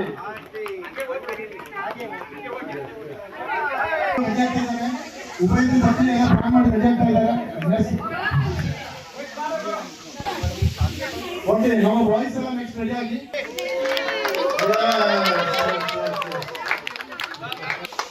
ಥ್ಯಾಂಕ್ ಯು ಎಲ್ಲ ಲೇಡೀಸ್ಗಳಿಗೂ ಥ್ಯಾಂಕ್ ಯು ಭಾಗವಹಿಸಿದವರಿಗೆ. ಈಗ ಲೋಕೇಶ್ Yes. ನಮ್ಮ mister 2025 mister Muthappa Abdul Rashid. S. ಹಳೆ ವಿದ್ಯಾರ್ಥಿಗಳ ಸಮ್ಮೇಳನದ ರೂವಾರಿ ಲೂಯಿಸ್ ಡಿಸಿಲ್ವಾ ಪ್ರಾಸ್ತಾವಿಕವಾಗಿ ಮಾತನಾಡಿದರು. ಸರಿಸುಮಾರು 34 ವರ್ಷಗಳ ಬಳಿಕ ವಿವಿಧೆಡೆ ನೆಲೆಸಿರುವ ಸ್ನೇಹಿತರು ಮತ್ತೆ ಒಂದೆಡೆ ಸೇರಿ ಸಂಭ್ರಮಿಸುವುದು ಉತ್ತಮ ಬಾಂಧವ್ಯದ ಸಂಕೇತ. ಬದುಕಿನ ವಿದ್ಯಾರ್ಥಿ ಜೀವನದ ಕ್ಷಣಗಳನ್ನು ಮೆಲುಕು ಹಾಕಲು ಜೊತೆಗೂಡಿದ ಎಲ್ಲರಿಗೂ ಧನ್ಯವಾದಗಳನ್ನು ಸಲ್ಲಿಸಿದರು. ಕಟ್ ಅಂಡ್ ಶಾರ್ಟ್ ಆಗಿ ಒಂದೇ ಮಾತಲ್ಲಿ ಹೇಳ್ಬೇಕಂತಂದ್ರೆ ನಮಗೆಲ್ಲ ಒಂದು ಹಬ್ಬದ ವಾತಾವರಣ ಇವತ್ತು. ಯಾಕಂದರೆ ಈ ಕಳೆದ 34 ವರ್ಷದ ಮೇಲೆ ನಾವು ಇವತ್ತು ಇಲ್ಲಿ ಗ್ಯಾದರ್ ಆಯ್ತಾ ಇದ್ದೀವಿ. ಎಲ್ಲರೂ ತುಂಬ ಕೆಲಸ ಕಾರ್ಯ ಎಲ್ಲ ಇರುವವರು, ತುಂಬ ಬ್ಯುಸಿ ಇರುವವರು, ಎಲ್ಲ ಫ್ಯಾಮಿಲಿ ಪರ್ಸನ್ಸ್. ಆದರೆ ಎಲ್ಲ ಕೆಲಸ ಕಾರ್ಯಗಳನ್ನೆಲ್ಲ ಬದಿಗೊತ್ತಿ ಈ ಒಂದು ಸ್ನೇಹ ಮಿಲನ, ನಮ್ಮ ಒಂದು ಫ್ರೆಂಡ್ಶಿಪ್ ನಾವು ಪುನಃ ಮೀಟ್ ಆಗಬೇಕು ಅಂತ ಒಂದು ಉದ್ದೇಶದಿಂದ ಎಲ್ಲ ಇಲ್ಲಿ ಬಂದು ನಾವು ಗ್ಯಾದರ್ ಆಗಿದ್ದೀವಿ. ಅದರದ್ದು ಮೈನ್ ಉದ್ದೇಶ ಅಂದರೆ ನಮ್ಮ ಒಂದು ಪ್ರೀತಿ ವಿಶ್ವಾಸ ಪುನಃ ಒಂದು ಇದು ಮಾಡಲಿಕ್ಕೋಸ್ಕರ. ಅದಕ್ಕೋಸ್ಕರ ಎಲ್ಲ ಬಂದಿದ್ದೀರಾ, ಎಲ್ಲ ಗ್ಯಾದರ್ ಆಗಿದ್ದೀರಾ. ಒಂದೇ ಮೆಸೇಜ್ ಹೇಳ್ತೀನಿ, ಏನಂದರೆ ಇರುವಷ್ಟು ದಿವಸ ಇನ್ನು ಬದುಕಿ ಈಗ ಎಲ್ಲ ನಾವು ಒಂದು 50+ ಆಗಿದ್ದೀವಿ. ಇನ್ನು ಉಳಿದಿರುವ ಈ ಒಂದು ನಮ್ಮ ಜೀವಾವಧಿ ಕಾಲವನ್ನು ಸಂತೋಷದಿಂದ ನೆಮ್ಮದಿಯಿಂದ ಪರಸ್ಪರ ಅರಿತುಕೊಂಡು ನಾವು ಬಾಳೋಣ ಅಂತ ಎಲ್ಲರ ಹತ್ರ ಒಂದು ವಿನಂತಿ ಮಾಡಿಕೊಂಡು ನಾನು ನನ್ನ ಸಮ್ಮೇಳನ ಕಾರ್ಯಕ್ರಮದ ಕುರಿತು ಮಾತನಾಡಿದ ಉನ್ನಿಕೃಷ್ಣ ಅವರು, ಹೊರ ಜಿಲ್ಲೆ ರಾಜ್ಯಗಳಲ್ಲಿ ನೆಲೆಸಿರುವ ಸ್ನೇಹಿತರ ಪೈಕಿ ಹಲವರು ಉನ್ನತ ಸ್ಥಾನಗಳಲ್ಲಿದ್ದಾರೆ. ರಾಜ್ಯ ಮತ್ತು ರಾಷ್ಟ್ರ ಮಟ್ಟದಲ್ಲಿ ಸಾಧನೆ ಮಾಡಿದವರಾಗಿದ್ದಾರೆ. ಅವರೆಲ್ಲರೂ ಕೂಡ ತಮ್ಮ ಸ್ನೇಹಿತರಿಗಾಗಿ ಬಿಡುವು ಮಾಡಿಕೊಂಡು ಬಂದು ಸಂಘಟಿತರಾಗಿ ಸಂಭ್ರಮದಲ್ಲಿ ತೊಡಗಿಸಿಕೊಳ್ಳುವುದು ಶ್ಲಾಘನೀಯ ಸಂಗತಿ ಎಂದರು. ನಮಸ್ತೆ. 1991 SSLC ಬ್ಯಾಚಿನ ಗೆಟ್ ಟುಗೆದರ್ ಆಫ್ಟರ್ 34 ಇಯರ್ಸ್ ಆದ ಮೇಲೆ ನಾವೆಲ್ಲರೂ ಒಟ್ಟಿಗೆ ಸೇರಿದ್ದೀವಿ. ನಮಗೆಲ್ಲರಿಗೂ ಇವತ್ತು ತುಂಬಾ ಸಂತೋಷದ ದಿನವಾಗಿದೆ. ಯಾಕೆಂದ್ರೆ ಮಾದಾಪುರ ಗರ್ಗುಂದಿನಲ್ಲಿರುವ Shrimati D Chennamma junior college, ಅದರಲ್ಲಿ 10th ನಾವು ಸ್ಟಡೀಸ್ ಮಾಡಿರುವಂತಹ 80 ಸ್ಟೂಡೆಂಟ್ಸ್ಗಳಲ್ಲಿ ನಾವೊಂದು 45 ಸ್ಟೂಡೆಂಟ್ಸ್ ಇವತ್ತು ಸೇರಿದ್ದೇವೆ. ಲಾಸ್ಟ್ 2.5 ಮಂತ್ ಮೊದಲು ಈ ಒಂದು ಗ್ರೂಪನ್ನು ಕ್ರಿಯೇಟ್ ಮಾಡಿ ಕೊಡಗಿನ ಬೇರೆ ಬೇರೆ ಸ್ಥಳಗಳಲ್ಲಿ, ಕೊಡಗಿನಿಂದ ಹೊರಗಿಗೂ ಕೂಡ ನಮ್ಮ ಸ್ನೇಹಿತರು ಕೂಡ ಇದ್ದರು. ಅವರನ್ನೆಲ್ಲ 2 ತಿಂಗಳಿನಲ್ಲಿ ನಾವು ಒಟ್ಟು ಸೇರಿಸಿ ಇವತ್ತು ಈ ಒಂದು ಬ್ಯೂಟಿಫುಲ್ ರೆಸಾರ್ಟ್ನಲ್ಲಿ ಈ ಒಂದು ಕಾರ್ಯಕ್ರಮವನ್ನು ನಾವು ಮಾಡ್ತಾ ಇದ್ದೇವೆ. ನಮಗೆಲ್ಲರಿಗೂ ಕೂಡ ಇವತ್ತು ತುಂಬಾ ಸಂತೋಷದ ವಿಚಾರ, ಖುಷಿಯ ವಿಚಾರ. ಯಾಕೆಂದ್ರೆ ಅವತ್ತು ನಾವು ಒಂದೊಂದು ಬೆಂಚಿನಲ್ಲಿ 3-4-5 ಮಂದಿ ಕುಳಿತುಕೊಂಡು 34 ವರ್ಷದ ಹಿಂದೆ ಏನು ನೆನಪುಗಳಿತ್ತು ಅದನ್ನು ಈ ದಿವಸಗಳಲ್ಲಿ ನಾವು ಮೆಲುಕು ಹಾಕ್ತಾ ಇದ್ದೇವೆ. ನಾವೆಲ್ಲರೂ ಕೂಡ ಖುಷಿಯಿಂದ ಇಲ್ಲಿ ಸೇರಿದ್ದೇವೆ. ಈ ದಿವಸಕ್ಕೋಸ್ಕರ ಕಳೆದ 2 ತಿಂಗಳಿನಿಂದ ನಾವು ಕಾಯ್ತಾ ಇದ್ದೆವು. ಆ ದಿನ ಇವತ್ತು ಬಂದಿದೆ. ಸೊ ಆದ್ದರಿಂದ ಇಲ್ಲಿ ಬಂದಿರುವಂತ ಎಲ್ಲರಿಗೂ ಕೂಡ ನಾನು ಕೃತಜ್ಞತೆ. ನಾವು ಸುಮಾರು 35 ವರ್ಷಗಳಿಂದ ನಾವು ಒಬ್ಬರೊಬ್ಬರನ್ನು ನಾವು ಯಾರು ಎಲ್ಲಿ ಏನು ಅಂತ ನಾವು ನೋಡಿಕೊಂಡಿರಲಿಲ್ಲ. ಇದೀಗ ನಾವು ಮಾದಾಪುರದ ಶ್ರೀಮತಿ ಡಿ ಚೆನ್ನಮ್ಮ ಜೂನಿಯರ್ ಕಾಲೇಜಿನ 90-91ನೇ ಇಸ್ವಿಯ ಒಂದು ಬ್ಯಾಚ್ ಏನಿದೆ, SSLC ಬ್ಯಾಚ್, ಈ ಬ್ಯಾಚ್ ಇವತ್ತು ಒಂದು ಮಾಡಲಿಕ್ಕಾಗಿ ಸುಮಾರು 2-3 ತಿಂಗಳಿಂದ ಶ್ರಮ ವಹಿಸಿದ್ದಾರೆ ನಮ್ಮ ಅಡ್ಮಿನ್ ಲೂಯಿಸ್ ಅವರು. ಅವರಿಗೆ ಮೊದಲನೇದಾಗಿ ಧನ್ಯವಾದಗಳು. ಹಾಗೆಯೇ ನಮ್ಮ ಇವತ್ತಿನ ಈ ಒಂದು ಗೆಟ್ ಟುಗೆದರ್ ಕಾರ್ಯಕ್ರಮಕ್ಕೆ ಎಲ್ಲ ನಾವು ಮ್ಯಾಕ್ಸಿಮಮ್ 90% ನಮ್ಮ ಈ ಬ್ಯಾಚಲ್ಲಿರುವ ಎಲ್ಲ ನಮ್ಮ ಗೆಳೆಯರು ಗೆಳತಿಯರನ್ನು ಇವತ್ತು ಇನ್ವೈಟ್ ಮಾಡಿ ಈ ಒಂದು ರೆಸಾರ್ಟಿಗೆ ನಾವು ಸೇರಿ ಒಂದು ಅರ್ಥಪೂರ್ಣವಾಗಿ ಒಂದು ಕಾರ್ಯಕ್ರಮ ಮಾಡಬೇಕು ಅಂತೇಳಿ ಇವತ್ತು ನಮ್ಮ ಈ ಒಂದು ಕಾರ್ಯಕ್ರಮಕ್ಕೆ ನಮ್ಮ 90-91ನೇ ಸಾಲಿನಲ್ಲಿ ನಾವೆಲ್ಲ Shrimati D Chennamma junior college Madapura ಇಲ್ಲಿ ನಾವು 10ನೇ ತರಗತಿಯಲ್ಲಿ ವ್ಯಾಸಂಗ ಮಾಡುತ್ತಿದ್ದವರು. ಇವತ್ತು ನಾವು ಗೆಟ್ ಟುಗೆದರ್ ಮಾಡಬೇಕು ಅಂತ ಹೇಳುವ ನೆಲೆಯಿಂದ ಈ ಫಾರ್ಮ್ ಹೌಸಿನಲ್ಲಿ ನಾವು ಸೇರಿದ್ದೇವೆ. ಇದರಲ್ಲಿ ಬಹಳಷ್ಟು ಶ್ರಮಪಟ್ಟು ಬಹಳಷ್ಟು ಕಾರ್ಯಕ್ರಮಗಳನ್ನು ಒಳಗೊಂಡಂತೆ ನಾವೆಲ್ಲರೂ 50+ ಆದ ಕಾರಣ, ಏಜಿನಲ್ಲಿ 50+ ಆದ ಕಾರಣ ನಾವೆಲ್ಲರೂ ಎಂಜಾಯ್ ಮಾಡಬೇಕು, ಎಲ್ಲ ಏನೇನು ಮಾಡ್ತಾ ಇದ್ದೀವಿ ಗೊತ್ತಾಗಬೇಕು. ಆ ನೆಲೆಯಿಂದ ನಾವು ಸಂಘಟಿತರಾಗಿ ಈ ದಿನ ನಾವು ಈ ಕಾರ್ಯಕ್ರಮವನ್ನು ಇಲ್ಲಿ ಇಟ್ಟುಕೊಂಡಿದ್ದೇವೆ. ಇದರಲ್ಲಿ ಬೆಳಗಿನ ಉದ್ಘಾಟನೆ ಕಾರ್ಯಕ್ರಮ ಅದನ್ನು ನಮ್ಮ ನೆಚ್ಚಿನ ಅಚ್ಚುಮೆಚ್ಚಿನ ಶಿಕ್ಷಕರಾಗಿರುವಂತಹ ಶ್ರೀಯುತ ವಿದ್ವಾನ್ ಸಂಗ್ರಹ ಮಾಸ್ಟರಿಂದ ಉದ್ಘಾಟನೆ ಮಾಡಿಸಬೇಕು ಅಂತೇಳಿ ಆ ನೆಲೆಯಿಂದ ನಾವು ಉದ್ಘಾಟನೆ ಮಾಡಿಸಿದ್ದೇವೆ.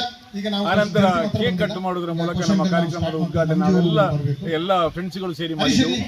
ಆನಂತರ ಚಹಾ ವಿರಾಮ ಆಯಿತು. ಚಹಾ ವಿರಾಮ ಎಲ್ಲರೂ ಬಹಳ ಆತ್ಮೀಯತೆಯಿಂದ ಮನೆಯಿಂದ ತಂದ ಕೆಲವರು ತಿಂಡಿಗಳನ್ನು ಅದನ್ನೆಲ್ಲ ಸ್ವೀಕರಿಸಿದ ಮೇಲೆ ಈಗ ಪುನಃ ನಮ್ಮ ಕಾರ್ಯಕ್ರಮದ ಸಂಘಟನೆ ಆಯಿತು. ಆನಂತರ ನಾವು ಈಗ ಕ್ವಿಜ್ ಕಾರ್ಯಕ್ರಮ ಇದೆ. ಆನಂತರ ಬಹಳಷ್ಟು ಕಾರ್ಯಕ್ರಮಗಳು. ಈ ಸಂದರ್ಭ ಹಳೆಯ ವಿದ್ಯಾರ್ಥಿಗಳು ತಮ್ಮ ಅಭಿಪ್ರಾಯ ಹಂಚಿಕೊಂಡರು.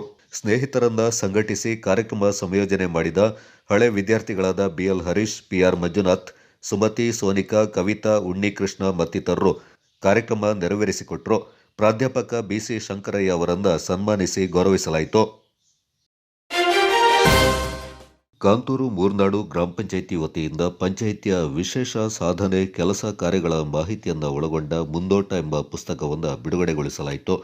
ಪಂಚಾಯಿತಿ ಸಭಾಂಗಣದಲ್ಲಿ ಪಂಚಾಯಿತಿ ಅಧ್ಯಕ್ಷರಾದ ಕುಶನ್ ರೈ ಬಿಎಸ್ ಅವರ ಅಧ್ಯಕ್ಷತೆಯಲ್ಲಿ ಸೋಮವಾರ ಏರ್ಪಡಿಸಿದ್ದ ಪಂಚಾಯಿತಿ ಚುನಾಯಿತ ಪ್ರತಿನಿಧಿಗಳ ಸಾಮಾನ್ಯ ಸಭೆಯಲ್ಲಿ ಮುಂದೋಟ ಪುಸ್ತಕ ಅನಾವರಣಗೊಳಿಸಲಾಯಿತು. ಸಭೆಯಲ್ಲಿ ಪಂಚಾಯಿತಿ ಅಭಿವೃದ್ಧಿ ಅಧಿಕಾರಿ ಚಂದ್ರಮೌಳಿ ಮಾತನಾಡಿ, ಕಳೆದ 2020-21ರಿಂದ 25-26ನೇ ಸಾಲಿನಲ್ಲಿ ಅತ್ಯುತ್ತಮ ಸಮಾಜಮುಖಿ ಕೆಲಸಗಳು ಉತ್ತಮವಾಗಿ ಕಾರ್ಯರೂಪಕ್ಕೆ ತರಲಾಗಿದೆ ಎಂದರು. ಈ ಬಾರಿಯ ಸದಸ್ಯರೆಲ್ಲರೂ ಒಗ್ಗಟ್ಟಾಗಿ ಎಲ್ಲರೂ ಒಂದೇ ಮನಸ್ಸಿನಿಂದ ನಿಸ್ವಾರ್ಥವಾಗಿ ಸಮಾಜದಲ್ಲಿ ಒಳ್ಳೆಯ ಕೆಲಸ ಮಾಡಲು ಸಾಧ್ಯವಾಯಿತು ಎಂದು ಪ್ರತಿನಿಧಿಗಳನ್ನು ಶ್ಲಾಘಿಸಿದರು.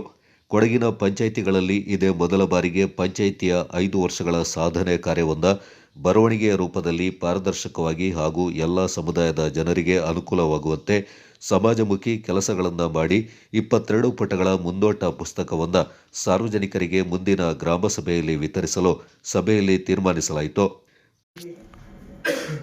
ಈಗ ಏನಾಗಿದೆ ಅಂತ ಹೇಳಿದ್ರೆ ಎಲ್ಲ ಗ್ರಾಮ ಪಂಚಾಯತ್ಗಳಲ್ಲಿ ಯಾವುದೇ ಕೆಲಸ ಆದರೂ ಕೂಡ ಅವ್ರು ಯಾವ ಕೆಲಸ ಆಗಿದೆ, ಯಾವ ಕೆಲಸ ಆಗಿಲ್ಲ, ಏನು ಮಾಡಿದ್ದಾರೆ, ಈ ಬೋರ್ಡಲ್ಲಿ ಏನೇನು ಮಾಡಿದ್ದಾರೆ ಅಂತ ಏನೂ ಗೊತ್ತಾಗೋದಿಲ್ಲ. ಅದಕ್ಕೋಸ್ಕರ ನಮ್ಮ ಅಧ್ಯಕ್ಷರು ಏನು ಮಾಡಿದ್ದಾರೆ ಈ ಸಲ ಅವರು ವೈಯಕ್ತಿಕವಾಗಿ ಅವರೇ ಅದನ್ನ ಜವಾಬ್ದಾರಿ ತಗೊಂಡು ಅವರ ಒಂದು ಸ್ವಲ್ಪ ಹಣದಲ್ಲಿ ಇದನ್ನ ಬಿಡುಗಡೆಗೊಳಿಸ್ತಾ ಇದ್ದಾರೆ. ಅಂದರೆ 20-21ನೇ ಸಾಲಿನಿಂದ 25-26 ಸಾಲಿನವರೆಗೆ 5 ವರ್ಷಗಳ ಮುಂದೋಟ ಏನು ಕಾಮಗಾರಿಗಳು ಅಭಿವೃದ್ಧಿ ಕಾರ್ಯಗಳು ಗ್ರಾಮ ಪಂಚಾಯತಿ ನಡೆದಿದೆ ಅದರ ಒಂದು ಸಂಪೂರ್ಣ ವಿವರ ಇದರಲ್ಲಿದೆ ಈ ಬುಕ್ಕಲ್ಲಿ. ಇದನ್ನ ಅಧ್ಯಕ್ಷರು ಮತ್ತು ಎಲ್ಲ ಸದಸ್ಯರು ಸೇರಿ ಅದನ್ನ ಬಿಡುಗಡೆಗೊಳಿಸಬೇಕು ಅಂತ ತಮ್ಮಲ್ಲಿ ಕೇಳ್ಕೊಂಡಿದ್ದಾರೆ.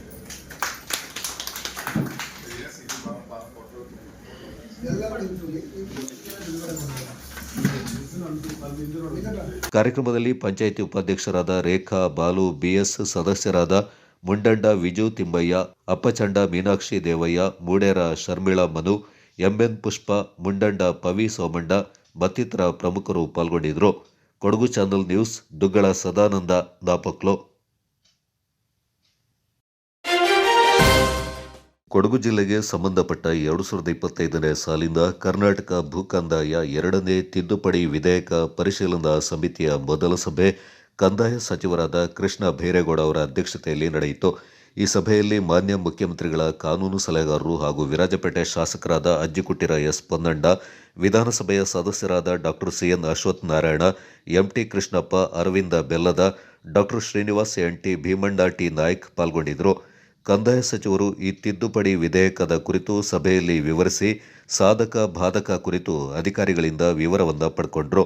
ಮುಖ್ಯಮಂತ್ರಿಗಳ ಕಾನೂನು ಸಲಹೆಗಾರರು ಹಾಗೂ ವಿರಾಜಪೇಟೆ ಶಾಸಕರಾದ ಎಎಸ್ ಪೊನ್ನಣ್ಣ ಅವರು ಸಭೆಯಲ್ಲಿ ಕೊಡಗು ಜಿಲ್ಲೆಯ ಜಂಬಾಬಾಣೆ ಭೂಮಿಗೆ ಸಂಬಂಧಪಟ್ಟಂತೆ ಸಂಪೂರ್ಣವಾಗಿ ವಿವರಿಸಿ ಮಾರ್ಗೋಪಾಯ ಅಭಿಪ್ರಾಯವನ್ನು ವ್ಯಕ್ತಪಡಿಸಿದರು.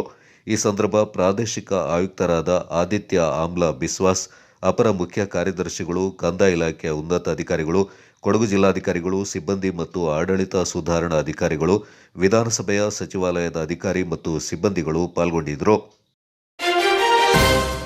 ಕುಶಾಲನಗರ ತಾಲೂಕಿನ ಪ್ರಮುಖ ಪ್ರವಾಸಿ ಕೇಂದ್ರ ಹಾರಂಗಿ ಜಲಾಶಯಕ್ಕೆ ಸಂಪರ್ಕ ಕಲ್ಪಿಸುವ ಕುಶಾಲನಗರ ಹುಲಗುಂದ ಹಾರಂಗಿ ಮಾರ್ಗದ ಹೆದ್ದಾರಿಯಲ್ಲಿನ ಸೇತುವೆ ನಿರ್ಮಾಣ ಕಾಮಗಾರಿ ಆರಂಭಗೊಂಡು ವರ್ಷ ಕಳೆದರೂ ಕೂಡ ಪೂರ್ಣಗೊಳ್ಳದ ಕಾರಣ ಸುಗಮ ಸಂಚಾರದಿಂದ ಬೇಸತ್ತ ಸಾರ್ವಜನಿಕರು ರಸ್ತೆಯಲ್ಲಿ ಬಾಳೆಗಿಡ ನೆಟ್ಟು ಅಧಿಕಾರಿಗಳ ವಿರುದ್ಧ ಘೋಷಣೆಗಳನ್ನು ಕೂಗಿ ಪ್ರತಿಭಟನೆ ನಡೆಸಿದರು.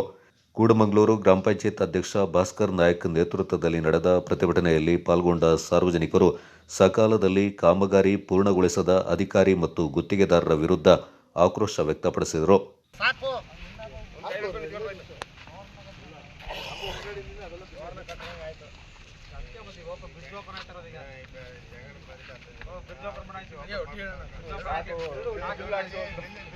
ಅದೇ ಫೋಟೋ ಬಿಲ್ಲಿಗೆ ಹಾಕು. ಅದೇ ಫೋಟೋ ಬಿಲ್ಲಿಗೆ ಹಾಕು.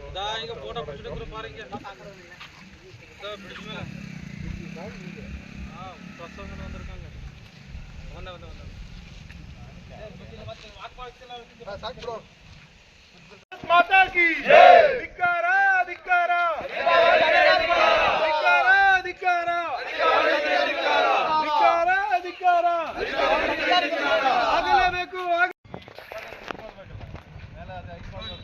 ಯಾವ ನೋಡ್ಗಡೆ ಯಾವ ಮುಂದೆ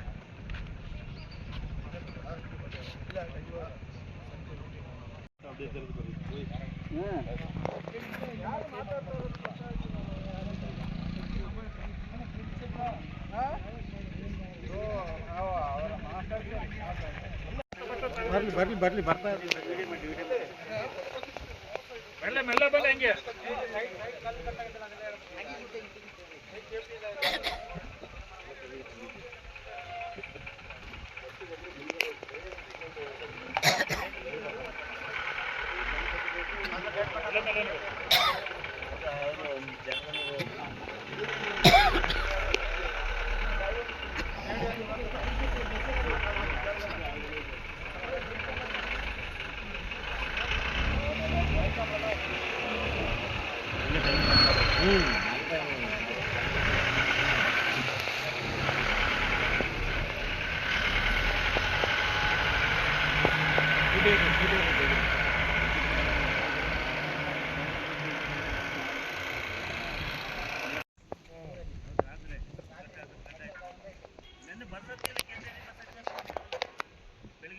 ಮೊನ್ನೆ ಹೇಳ್ದ ಅವನಿಗೆ ಬಸ್ ಹತ್ತಲ್ಲ ಅಂತ, ಅವಾಗ ಹೋಗಿ ಹೆಂಗೆ ತಿಕ್ಕ ತಿರ್ಕೊಂಡು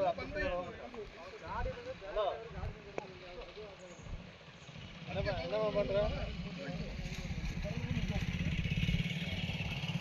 ಬನ್ನಿಲ್ಲ ಮಳೆಯಾ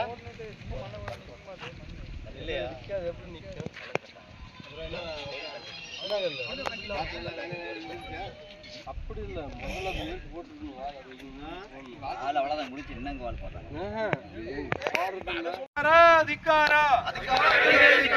ಬೇಜವಾಬ್ದಾರಿತನದಿಂದ ವರ್ತಿಸುವ ನೀರಾವರಿ ಅಧಿಕಾರಿಗಳಿಗೆ ಕಾರ್ಯಪಾಲಕ ಅಭಿಯಂತರರಾದ ಪುಟ್ಟಸ್ವಾಮಿ ಅವರಿಗೆ ಧಿಕ್ಕಾರ ಧಿಕ್ಕಾರ ಧಿಕ್ಕಾರ ಧಿಕ್ಕಾರ ಧಿಕ್ಕಾರ ಆಗಲೇಬೇಕು ಆಗಲೇಬೇಕು ಆಗಲೇಬೇಕು ಆಗಲೇಬೇಕು ಆಗಲೇಬೇಕು ಆಗಲೇಬೇಕು. ಇಲಾಖಾಧಿಕಾರಿಗಳು ಕಾಮಗಾರಿಯನ್ನ ಸೂಕ್ತ ಕಾಲದಲ್ಲಿ ಪರಿಶೀಲಿಸದ ಕಾರಣ ಗುತ್ತಿಗೆದಾರರು ಆಮೆಗತಿಯಲ್ಲಿ ಕಾಮಗಾರಿ ನಿರ್ವಹಿಸ್ತಾ ಇದ್ದಾರೆ.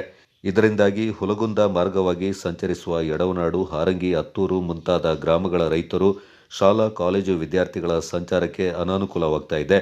ಹಾರಂಗಿ ಜಲಾಶಯ ಮತ್ತು ಜಲಾಶಯದ ಬಲಬದಿಯಲ್ಲಿಂದ ಅರಣ್ಯ ಇಲಾಖೆಯ ಸಾಕಾಣೆ ಶಿಬಿರಕ್ಕೆ ದೂರದ ನಗರಗಳಿಂದ ಆಗಮಿಸುವ ಪ್ರವಾಸಿಗರಿಗೂ ಅನಾನುಕೂಲವಾಗ್ತಾ ಇದೆ.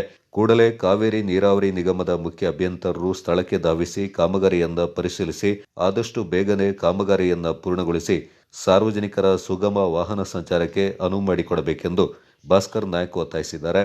ಅಧಿಕಾರಿಗಳು ಅನ್ಲಾಯಕ್ರಿ, ನೀವು ಹೋಗಿ ಮನೆಗೆ ಹೋಗಿ ಸುಮ್ಮನೆ ಕೊಡಿ ಭಾಸ್ಕರ್ ಅವ್ರು, ಇಲ್ಲಿ ಮಾತಾಡ್ತೀವಿ, ಫೋನ್ ಕೊಡಿ, ಇಲ್ಲಿ ಮಾತಾಡ್ತೀವಿ, ಸುಮ್ಮನೆ ತಗೊಂಡು ಹೋಗ್ಬೇಡಿ. ಏನು ಎಸ್ ಆಫೀಸಲ್ಲಿ ಇದೀವಿ, ಅಲ್ಲಿ ಆಫೀಸಲ್ಲೇ ಕೆಲಸ, ಮತ್ತೆ ಇಲ್ಲೇನಕ್ಕೆ ಬರ್ಬೇಕು ಕೆಲಸಕ್ಕೆ? ಅಲ್ಲೇ ರಸ್ತೆ ನಿಮ್ದಾಗಿರೋದ್ರಿಂದ ನೀವು ಮುಚ್ಕೊಡ್ಬೇಕು ಅದನ್ನ.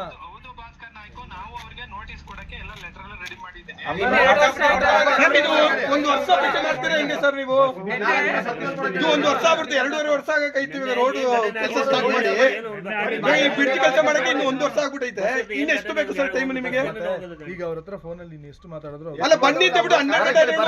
12 ಎಷ್ಟು ದಿನ ಹೌದು ಸರ್, ಇದು ಇವತ್ತು ಸಿ ಆಫೀಸಲ್ಲಿ ಇದ್ದೀರಾ? ನಿನ್ನೆ ಮೊನ್ನೆ ಎಲ್ಲಿ ಆಫೀಸಿಗೆ ಬಂದಿದ್ರಾ? ಕಿರಣ್ಗೆಲ್ಲ ಕರ್ಬಿಟ್ಟು ಅವರು ನಮ್ಮ ಸೌಮ್ಯರ್ಗೂ ಹೇಳಿ ಎಲೆಕ್ಟ್ರಿಕಲ್ ಡಿಪಾರ್ಟ್ಮೆಂಟ್ ಎಲ್ಲ ಕರ್ಸಿ ಪೋಲ ಅಲ್ಲೇ ಅವರು ಅವ್ರ ಡಿಪಾರ್ಟ್ಮೆಂಟ್ ಇಂದ ಬಂದ ಕೇಬಲ್ ಡಿಪಾರ್ಟ್ಮೆಂಟ್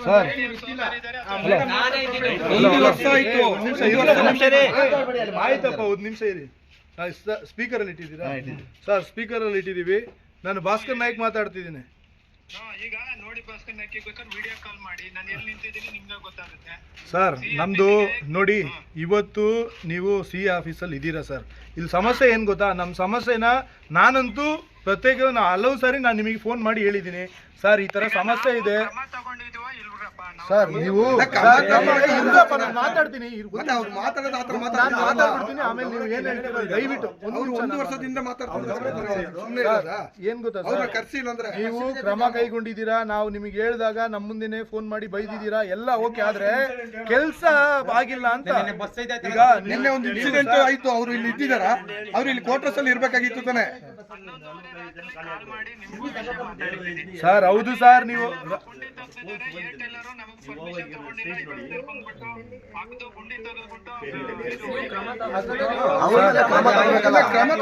ಕ್ರಮ ತಗೊಳ್ಬೇಕಾಗಿರೋದು ಯಾರು? ಗುಂಡಿ ತೆಗ್ದಿದಾರಲ್ವಾ ಸರ್? ಗುಂಡಿ ತೆಗ್ದಿದ್ದಾರೆ, ಆ ರಸ್ತೆ ನಿಮ್ದು ಸರ್. ನಾವು ಈಗ ಪಂಚಾಯತಿಂದನೂ ಕೂಡ ನಾವ್ ಏನಾರು ಮಾಡ್ಬೇಕಂದ್ರೆ ನಿಮ್ಮ ಹತ್ರ ಪರ್ಮಿಷನ್ ತಗೋತಿದೀವಿ, ಏನಾರು ಹೇಳಿ ಅಂತ ಪರ್ಮಿಷನ್ ತಗೋತಿದೀವಿ. ಅವ್ರು ಪರ್ಮಿಷನ್ ತಗೊಳ್ಳದೆ ಮಾಡುವಾಗ ಮತ್ತೆ ಇನ್ನೊಂದು ಸರ್, ನಿನ್ನೆ ನೈಟ್ ನಾವು ಹೇಳಿದೀವಿ ಹಿಂಗೆಲ್ಲ ಸಮಸ್ಯೆ ಆಗಿದೆ ಅಂತ. ಈಗ 12 ಗಂಟೆ 1 ಗಂಟೆ ಆಯ್ತು ಸರ್. ಆ ಗುಂಡಿನ ಮುಚ್ಚೋರು ಯಾರು? ಏರ್ಟೆಲ್ ಅವರೇ ಬಂದು ಮುಚ್ಚಬೇಕಾ? ಅವ್ರು ಪರ್ಮಿಷನ್ ತಗೊಂಡಿಲ್ಲ ಅಂತ ಹೇಳ್ತೀರಾ, ಮತ್ತೆ ಅವ್ರು ಯಾಕೆ ಮಾಡ್ತಾರೆ? ನೀವು ಮುಚ್ಚಿ, ನಿಮ್ಮ ಅಧಿಕಾರಿಗಳ ಅನ್ಲಾಯಕ್ರಿ. ನೀವು ಹೋಗಿ ಮನೆಗೆ ಹೋಗಿ ಸುಮ್ಮನೆ ಕೊಡಿ ಭಾಸ್ಕರ್ ಅವ್ರು, ಇಲ್ಲಿ ಮಾತಾಡ್ತೀವಿ, ಫೋನ್ ಕೊಡಿ, ಇಲ್ಲಿ ಮಾತಾಡ್ತೀವಿ, ಸುಮ್ಮನೆ ತಗೊಂಡು ಹೋಗ್ಬೇಡಿ. ಅಲ್ಲಿ ಏನು ಎಸ್ ಆಫೀಸಲ್ಲಿ ಇದೀವಿ, ಅಲ್ಲಿ ಆಫೀಸಲ್ಲೇ ಕೆಲಸ ಆದ್ರೆ ಮತ್ತೆ ಇಲ್ಲೇನಕ್ಕೆ ಬರ್ಬೇಕು ಕೆಲಸಕ್ಕೆ? ಅಲ್ಲೇ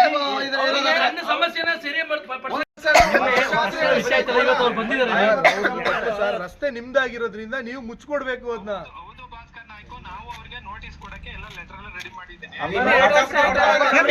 ಒಂದು ವರ್ಷ ಮಾಡ್ತೀರಾ ಹಿಂಗೆ ಸರ್ ನೀವು? ಇದು 1 ವರ್ಷ ಆಗ್ಬಿಡ್ತು, 2.5 ವರ್ಷ ಆಗೈತಿ ರೋಡ್ ಕೆಲಸ ಸ್ಟಾರ್ಟ್ ಮಾಡಿ. ಬ್ರಿಡ್ಜ್ ಕೆಲಸ ಮಾಡಕ್ಕೆ ಇನ್ನು 1 ವರ್ಷ ಆಗ್ಬಿಟ್ಟೈತೆ. ಇನ್ನು ಎಷ್ಟು ಬೇಕು ಸರ್ ಟೈಮ್ ನಿಮಗೆ? ಈಗ ಅವ್ರ ಹತ್ರ ಫೋನ್ ಅಲ್ಲಿ ಇನ್ನು ಎಷ್ಟು ಮಾತಾಡಿದ್ರು ಅಲ್ಲ, ಬನ್ನಿ ಬಿಡು. 12 ಸಮಸ್ಯೆ ಆಗಿದೆ ಗೊತ್ತುಂಟಲ್ಲ, ನೀವು ಏನಾದ್ರು ಇಲ್ಲಿ ಬಂದಿದ್ದೀರಾ ಬೆಳಗ್ಗೆ ಬಂದು ನೋಡ್ಬೇಕು, ಏನಾದ್ರು ಮಾಡಿದ್ದೀರಿ ಸರ್? ಯಾರೋ ಸಪ್ರೇಟ್ ನೀವು ಬರೋದಿಲ್ವಾ ಅಂತ ಸರ್? ಇಲ್ಲಿ ಅಲ್ಲ ವಿಡಿಯೋ ಕಾಲ್ 12 ಗಂಟೆವರೆಗೆ ಆಗಿದೆ. ಬಂದು ಒಂದ್ಸಲ ಏನಾಗಿದೆ ಏನಂತ ಬಿಟ್ಟು ಒಂದ್ಸಲ ಅಲ್ಲ, ಅವರೇ ಬರ್ಬೇಕು ಅಂತಿಲ್ಲಪ್ಪ. ಇಲ್ಲಿ ಅವ್ರ ಕೆಳಗೆ ಇರೋರು ಇಲ್ಲೂ ಅಧಿಕಾರಿಗಳು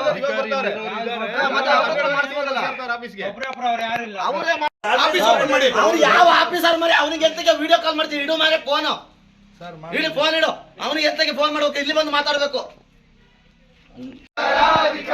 ರಸ್ತೆ ಕಾಮಗಾರಿಯನ್ನು ನಡೆಸದ ಭ್ರಷ್ಟ ಅಧಿಕಾರಿಗೆ, ಮನೆಯಲ್ಲಿ ಕೂತು ಸಂಬಳ ಎಣಿಸುವ ಅಧಿಕಾರಿಗೆ, ಮನೆಯಲ್ಲಿ ಕೂತು ಸಂಬಳ ಎಣಿಸುವ ಅಧಿಕಾರಿಗೆ, 12 ಗಂಟೆ ಆದರೂ ಆಫೀಸಿಗೆ ಬರೋದ ಅಧಿಕಾರಿಗೆ. ಅಲ್ಲಿ ಐಬೆಲೆ ಕೂತ್ಕೊಂಡು ಐಬೆಲೆ ಮೀಟಿಂಗು, ಐಬೆಲೆ ಅವ್ರದ್ದು ಡ್ಯೂಟಿ ಅಲ್ಲ. ಇಲ್ಲಿದು ಸಾರ್ವಜನಿಕರು ಆಗ್ಲಿ ಗ್ರಾಮಸ್ಥರಾಗ್ಲಿ ಯಾರು ಗೇಟ್ ಒಳಗೆ ಹೋಗುವಾಗಿಲ್ಲ. ಭದ್ರತೆ ನೆಪ ಒಟ್ಟುಕೊಂಡು 25 ಜನ ಪೊಲೀಸ್ಗಳನ್ನ ಅಲ್ಲಿ ಇಟ್ಕೊಂಡು ಒಬ್ರು ಗ್ರಾಮಸ್ಥರನ್ನ ಒಳಗೆ ಬಿಡಲ್ಲ. ಒಳಗೆ ಬಿಟ್ರೇನು ಗಾರ್ಡನ್ಗೆ ಮಾತ್ರ 10 ರೂಪಾಯಿ ಟಿಕೆಟ್ ಮಾಡಿ ಗಾರ್ಡನ್ಗೆ ಮಾತ್ರ ಬಿಡ್ತಾರೆ. ಮೇಲೆ ಐಬಿ ಮೊದಲು ಬೇರೆ ಇಂಜಿನಿಯರ್ಗಳಿದ್ರು, ಅವಾಗೆಲ್ಲ ಐಬಿಗೆಲ್ಲ ಹೋಗೋ ಅವಕಾಶ ಇತ್ತು ಗ್ರಾಮಸ್ಥರಿಗಾಗ್ಲಿ ಇಲ್ಲಿದು ಸ್ಥಳೀಯರಿಗಾಗ್ಲಿ. ಇವಾಗ ಒಬ್ಬರನ್ನು ಒಳಗೆ ಬಿಡಲ್ಲ. ಬಿಟ್ರೇನು ಬರೀ ಇಲ್ಲಿಗೆ ಮಾತ್ರ, ಇಲ್ಲಿ ಗಾರ್ಡನ್ಗೆ ಮಾತ್ರ ಬಿಡೋದು, ಅದ್ರ ಮೇಲೆ ಬಿಡಲ್ಲ. ಯಾಕೆಂತ ಹೇಳಿದ್ರೆ ಇವರು ಅವ್ಯವಹಾರ, ಇವರು ಮಾಡುವ ಕೆಲಸಗಳೆಲ್ಲ ಕಂಡಿಡ್ತಾರೆ, ಗೊತ್ತಾಗ್ತದೆ ಅನ್ನೋ ಉದ್ದೇಶದಿಂದ ಒಬ್ಬರನ್ನ ಐಬಿ ಕಡೆ ಡ್ಯಾಮ್ ಕಡೆ ಬಿಡೋದಿಲ್ಲ ಇಲ್ಲಿನ ಗ್ರಾಮಸ್ಥರು. ಅದಕ್ಕೆ ಹೇಳ್ತಾ ಇದೀವಿ, ಪುಟ್ಟಸ್ವಾಮಿ ಅವರಾಗ್ಲಿ ಇಲ್ಲಿ ಬರದ ಅಧಿಕಾರಿಗಳನ್ನ ಅಮಾನತು ಮಾಡ್ಲೇಬೇಕು. ಈಗ ಇಲ್ಲಿ ಪುಟ್ಟಸ್ವಾಮಿ ಅವರು ಬರ್ಲೇಬೇಕು. ಇವತ್ತು ಡ್ಯೂಟಿ ಉಂಟಲ್ವಾ? ಇವತ್ತು ರಜೆ ಇಲ್ಲ ಅಲ್ವಾ? ಇವತ್ತು ರಜೆ ಇಲ್ಲ, ಏನಿಲ್ಲ. 12 ಗಂಟೆ ಆದ್ರೂ ಕಾಣ್ತಾ ಇಲ್ಲ. ಅವ್ರನ್ನ ಕೇಳಿದ್ರೆ ಸಬು ಹೇಳ್ತಾರೆ, ನಮ್ಗೆ ಅಲ್ಲಿ ಚಿಕ್ಲಿ ಒಳ್ಳೆ ಡ್ಯೂಟಿ ಇದೆ, ನಮಗೆ ಅಲ್ಲಿ ಡ್ಯೂಟಿ ಇದೆ, ಅಲ್ಲಿಗೆ ಹೋಗಿದ್ದೋ ಇಲ್ಲಿಗೆ ಹೋಗಿದ್ದೋ ಅಂತ. ಈಗ ಫೋನ್ ಮಾಡಿ ವಿಡಿಯೋ ಕಾಲ್ ಮಾಡಿ ಅವ್ರು ಎಲ್ಲಿ ಡ್ಯೂಟಿಲಿ ಇದ್ರೆ ತಿಳಿಸ್ಬೇಕು ನಮಗೆ. ಈಗ ಡ್ಯೂಟಿ ಮಾಡಿ ಎಲ್ಲಿ ಡ್ಯೂಟಿ ಮಾಡ್ತಾ ಇದ್ರೆ ತೋರಿಸ್ಲಿ ನಮಗೆ, ನೋಡುವ. ಈಗ ಬರ್ಲಿಕ್ಕೆ ಹೇಳಿ, ಅವ್ರನ್ನ ಬರಕ್ಕೆ ಹೇಳಿ, ಯಾರಾದ್ರೂ ಫೋನ್ ಮಾಡ್ಬಿಟ್ಟು. ಎಲ್ಲಿ ಅಧ್ಯಕ್ಷರು ಏನು ಅಪಘಾತ ಸಂಭವಿಸಿತು, ಆ ಸಂದರ್ಭದಲ್ಲಿ ಗ್ರಾಮಸ್ಥರೆಲ್ಲ ತುಂಬಾ ಸಿಟ್ಟಾಗಿ ನಾಳೆ ಪ್ರತಿಭಟನೆ ಮಾಡ್ತೀವಿ ಅನ್ನೋ ಕೂಡಲೇ ಎಲ್ಲರೂ ಕೂಡ ಈಗ ಏನು ಹೇಳ್ತಾ ಇದ್ದಾರೆ ಅಂತ ಹೇಳಿದ್ರೆ, ವಿದ್ಯುತ್ ಕಂಬ ಹಾದು ಹೋಗ್ತಾ ಇದೆ, ಮಧ್ಯದಲ್ಲಿ ವಿದ್ಯುತ್ ತಂತಿ ಇದೆ, ಹಾಗಾಗಿ ಅದನ್ನ ಶಿಫ್ಟ್ ಮಾಡಿ ಮತ್ತೆ ಮಾಡ್ತೀವಿ ಅಂತ. ಅದನ್ನ ಯಾವಾಗ ಮಾಡಬೇಕು? ಕಾಮಗಾರಿ, ಸೇತುವೆ ಕಾಮಗಾರಿ ಆಗುವಂಥ ಸಂದರ್ಭದಲ್ಲೇ ಅವರು ಫಸ್ಟ್ ಆ ವಿದ್ಯುತ್ ಕಂಬವನ್ನು ಶಿಫ್ಟ್ ಮಾಡಿ ನಂತರ ಮಣ್ಣು ಹಾಕಿ ಲೆವೆಲ್ ಮಾಡುವಂಥದ್ದನ್ನ ಮಾಡಬೇಕು. ಇವರು ಎಲ್ಲ ಫಸ್ಟೇ ಮಣ್ಣೆಲ್ಲ ಹಾಕ್ಸ್ಕೊಂಡು ಇನ್ನು ಇಷ್ಟು ದಿನ ಆದರೂ ಇವರು ಈ ಕಂಬವನ್ನು ಶಿಫ್ಟ್ ಮಾಡಲಿಕ್ಕೆ ತಡ ಮಾಡ್ತಾ ಇದ್ದಾರೆ. ಮತ್ತು ಎಲ್ಲ ಅಧಿಕಾರಿಗಳು ಕೂಡ ಇದೇ ಮಾರ್ಗದಲ್ಲಿ ಹಾದು ಹೋಗ್ತಾ ಇರೋವಂಥದ್ದು. ಅವರು ಕೇವಲ ಯಾವಾಗಲೂ ಒಂದು ಸಂದರ್ಭದಲ್ಲಿ ಬಂದು ಮಾತ್ರ ಹೋಗ್ತಾ ಇರೋದ್ರಿಂದ ಅವರಿಗೆ ಇದರ ಸಮಸ್ಯೆ ಅವರಿಗೆ ಅರಿವಾಗ್ತಾ ಇಲ್ಲ. ದಿನನಿತ್ಯ ಈ ಸಮಸ್ಯೆಯನ್ನು ಆರಂಗಿ ಗ್ರಾಮಸ್ಥರಾಗಿರ್ಬೋದು, ಎಡವನಾಡು ಗ್ರಾಮಸ್ಥರ, ಉದೂರು ಎಲ್ಲ ಗ್ರಾಮಸ್ಥರು ತುಂಬ ಕಷ್ಟವನ್ನು ಅನುಭವಿಸ್ತಾ ಇದ್ದಾರೆ. ಅಧಿಕಾರಿಗಳು ಇದನ್ನ ಈಗ ಮೇಡಮ್ ಯಾಕಂದ್ರೆ ನೆನ್ನೆ ಆಗಿರೋದಕ್ಕೆ ರೆಸ್ಪಾನ್ಸಿಬಲ್ ಅವರೇ. ವಿದೌಟ್ ಇನ್ಫಾರ್ಮೇಶನ್ ರೋಡ್ ಡಿಗ್ ಮಾಡಿದ್ದಾರೆ. ಅದರಿಂದನೇ ಬಸ್ ಇದಾಗಕ್ಕೆ, ಡ್ಯಾಮೇಜ್ ಆಗಕ್ಕೆ ಇದು ರೀಸನ್ನೇ ಅದು. ಈಗ ಅವ್ರ ಕಡೆಯಿಂದಾನೇ ಮುಚ್ಚಿಸ್ಬೇಕು. ಈಗ ಅಲ್ಲಿ ತನಕ ವೇಟ್ ಮಾಡಲ್ಲ, ಆಮೇಲೆ ಏಜೆನ್ಸಿ ಕಡೆಯಿಂದಾನೇ ಮುಚ್ಚಿಸ್ಬೇಕು ಮೇಡಮ್. ಈಗ ಇದು ರಸ್ತೆ ಸಮಸ್ಯೆ ಯಾವತ್ತು ಮುಗಿಸ್ಕೊಡ್ತೀರಾ? ನಾವು ಇರೋ ಒಂದು ರಸ್ತೆನ ಯಾವಾಗ ನಮಗೆ ಓಡಾಡ್ಲಿಕ್ಕೆ ವ್ಯವಸ್ಥೆ ಮಾಡ್ಕೊಡ್ತೀರಾ? ಈಗ ಅದೇ ಒಂದು 10 ಡೇಸಲ್ಲಿ ನಾವು ಎಂಬ್ಯಾಕ್ಮೆಂಟ್ ಮಾಡಿ ವೆಟ್ ಮಿಕ್ಸ್ ಹಾಕ್ಕೊಡ್ತೀವಿ. ತಾರ್ ಹಾಕಕ್ಕೆ ಇನ್ನೊಂದು ಸ್ವಲ್ಪ ಟೈಮ್ ಬೇಕು, ಸೆಟಲ್ಮೆಂಟ್ ಆಗುತ್ತೆ. ಮೇಡಮ್, ತಾರು ನಾವೀಗ ಹಾಕ್ಲಿಕ್ಕೆ ಕೇಳ್ತಾ ಇಲ್ಲ. ಕಂಬನ ಒಂದು ಶಿಫ್ಟ್ ಮಾಡಿ ನಮಗೆ ವೆಟ್ ಮಿಕ್ಸ್ ಹಾಕ್ಕೊಡಿ. ಸೈಡ್ ಎಂಬ್ಯಾಕ್ಮೆಂಟ್ ಎಲ್ಲ ನೀವು ಆಮೇಲೆ ಮಾಡಿ. First wet mix. ಜನಗಳು ವೆಹಿಕಲ್ ಓಡಾಡಕ್ಕೆ 15 ದಿನದೊಳಗೆ ನೀವು ಮಾಡ್ಕೊಡ್ತೀರಲ್ಲ? 15 ಡೇಸಲ್ಲಿ ನೀವು ವೆಟ್ ಮಿಕ್ಸ್ ಮಾಡಿ ಮತ್ತೆ ಗುಂಡಿ ಎಲ್ಲ ಸ್ವಲ್ಪ ನೀಟಾಗಿ ಚೆನ್ನಾಗಿ ವೆಟ್ ಮಿಕ್ಸ್ ಹಾಕಿ ಕೊಡಿ. ನೀವು ತಾರು ಇನ್ನೊಂದು 2 ತಿಂಗಳು ಬೇಕಾದ್ರೆ ಅದಕ್ಕೆ ಟೈಮ್ ತಗೊಳ್ಳಿ. 15 ದಿನದೊಳಗೆ ನಮಗೆ ಮಾಡ್ಕೊಡ್ತೀವಿ. ಅದೇ ಈಗ ಇವರು 10 ದಿನ 15 ದಿನ ಟೈಮ್ ಕೇಳಿದ್ದಾರೆ. ಅದ್ರೊಳಗೆ ಮಾಡಿಲ್ಲ ಅಂತ ಹೇಳಿದ್ರೆ ಮತ್ತೆ ನಾವು ಉಗ್ರವಾಗಿ ವಿನೂತನ ಪ್ರತಿಭಟನೆ. ಈ ಸಂದರ್ಭ ಕಚೇರಿಯಲ್ಲಿ ಹಾಜರಿದ್ದ ಇಲಾಖೆಯ ಸಹಾಯಕ ಅಭಿಯಂತರೆ ಸೌಮ್ಯ ಮತ್ತಿತರರು ಪ್ರತಿಭಟನಾಕಾರರ ಮನವಿಯಿಂದ ಆಲಿಸಿ ಈ ಬಗ್ಗೆ ಹಿರಿಯ ಅಧಿಕಾರಿಗಳ ಗಮನಕ್ಕೆ ತಂದು ಕ್ರಮ ಜರುಗಿಸುವುದಾಗಿ ಹೇಳಿದರು. ಗ್ರಾಮ ಪಂಚಾಯಿತಿ ಸದಸ್ಯ ಮಣಿಕಂಠ, ಗ್ರಾಮಸ್ಥರಾದ ರಾಜು, ನಾಗೇಂದ್ರ, ಅಯ್ಯಪ್ಪ, ಸಜನ್, ಗಿರೀಶ್, ರಾಮು, ರೋಷನ್, ಅಜ್ಜು ಹಾಗೂ ಮತ್ತಿತರರು ಪಾಲ್ಗೊಂಡಿದ್ದರು.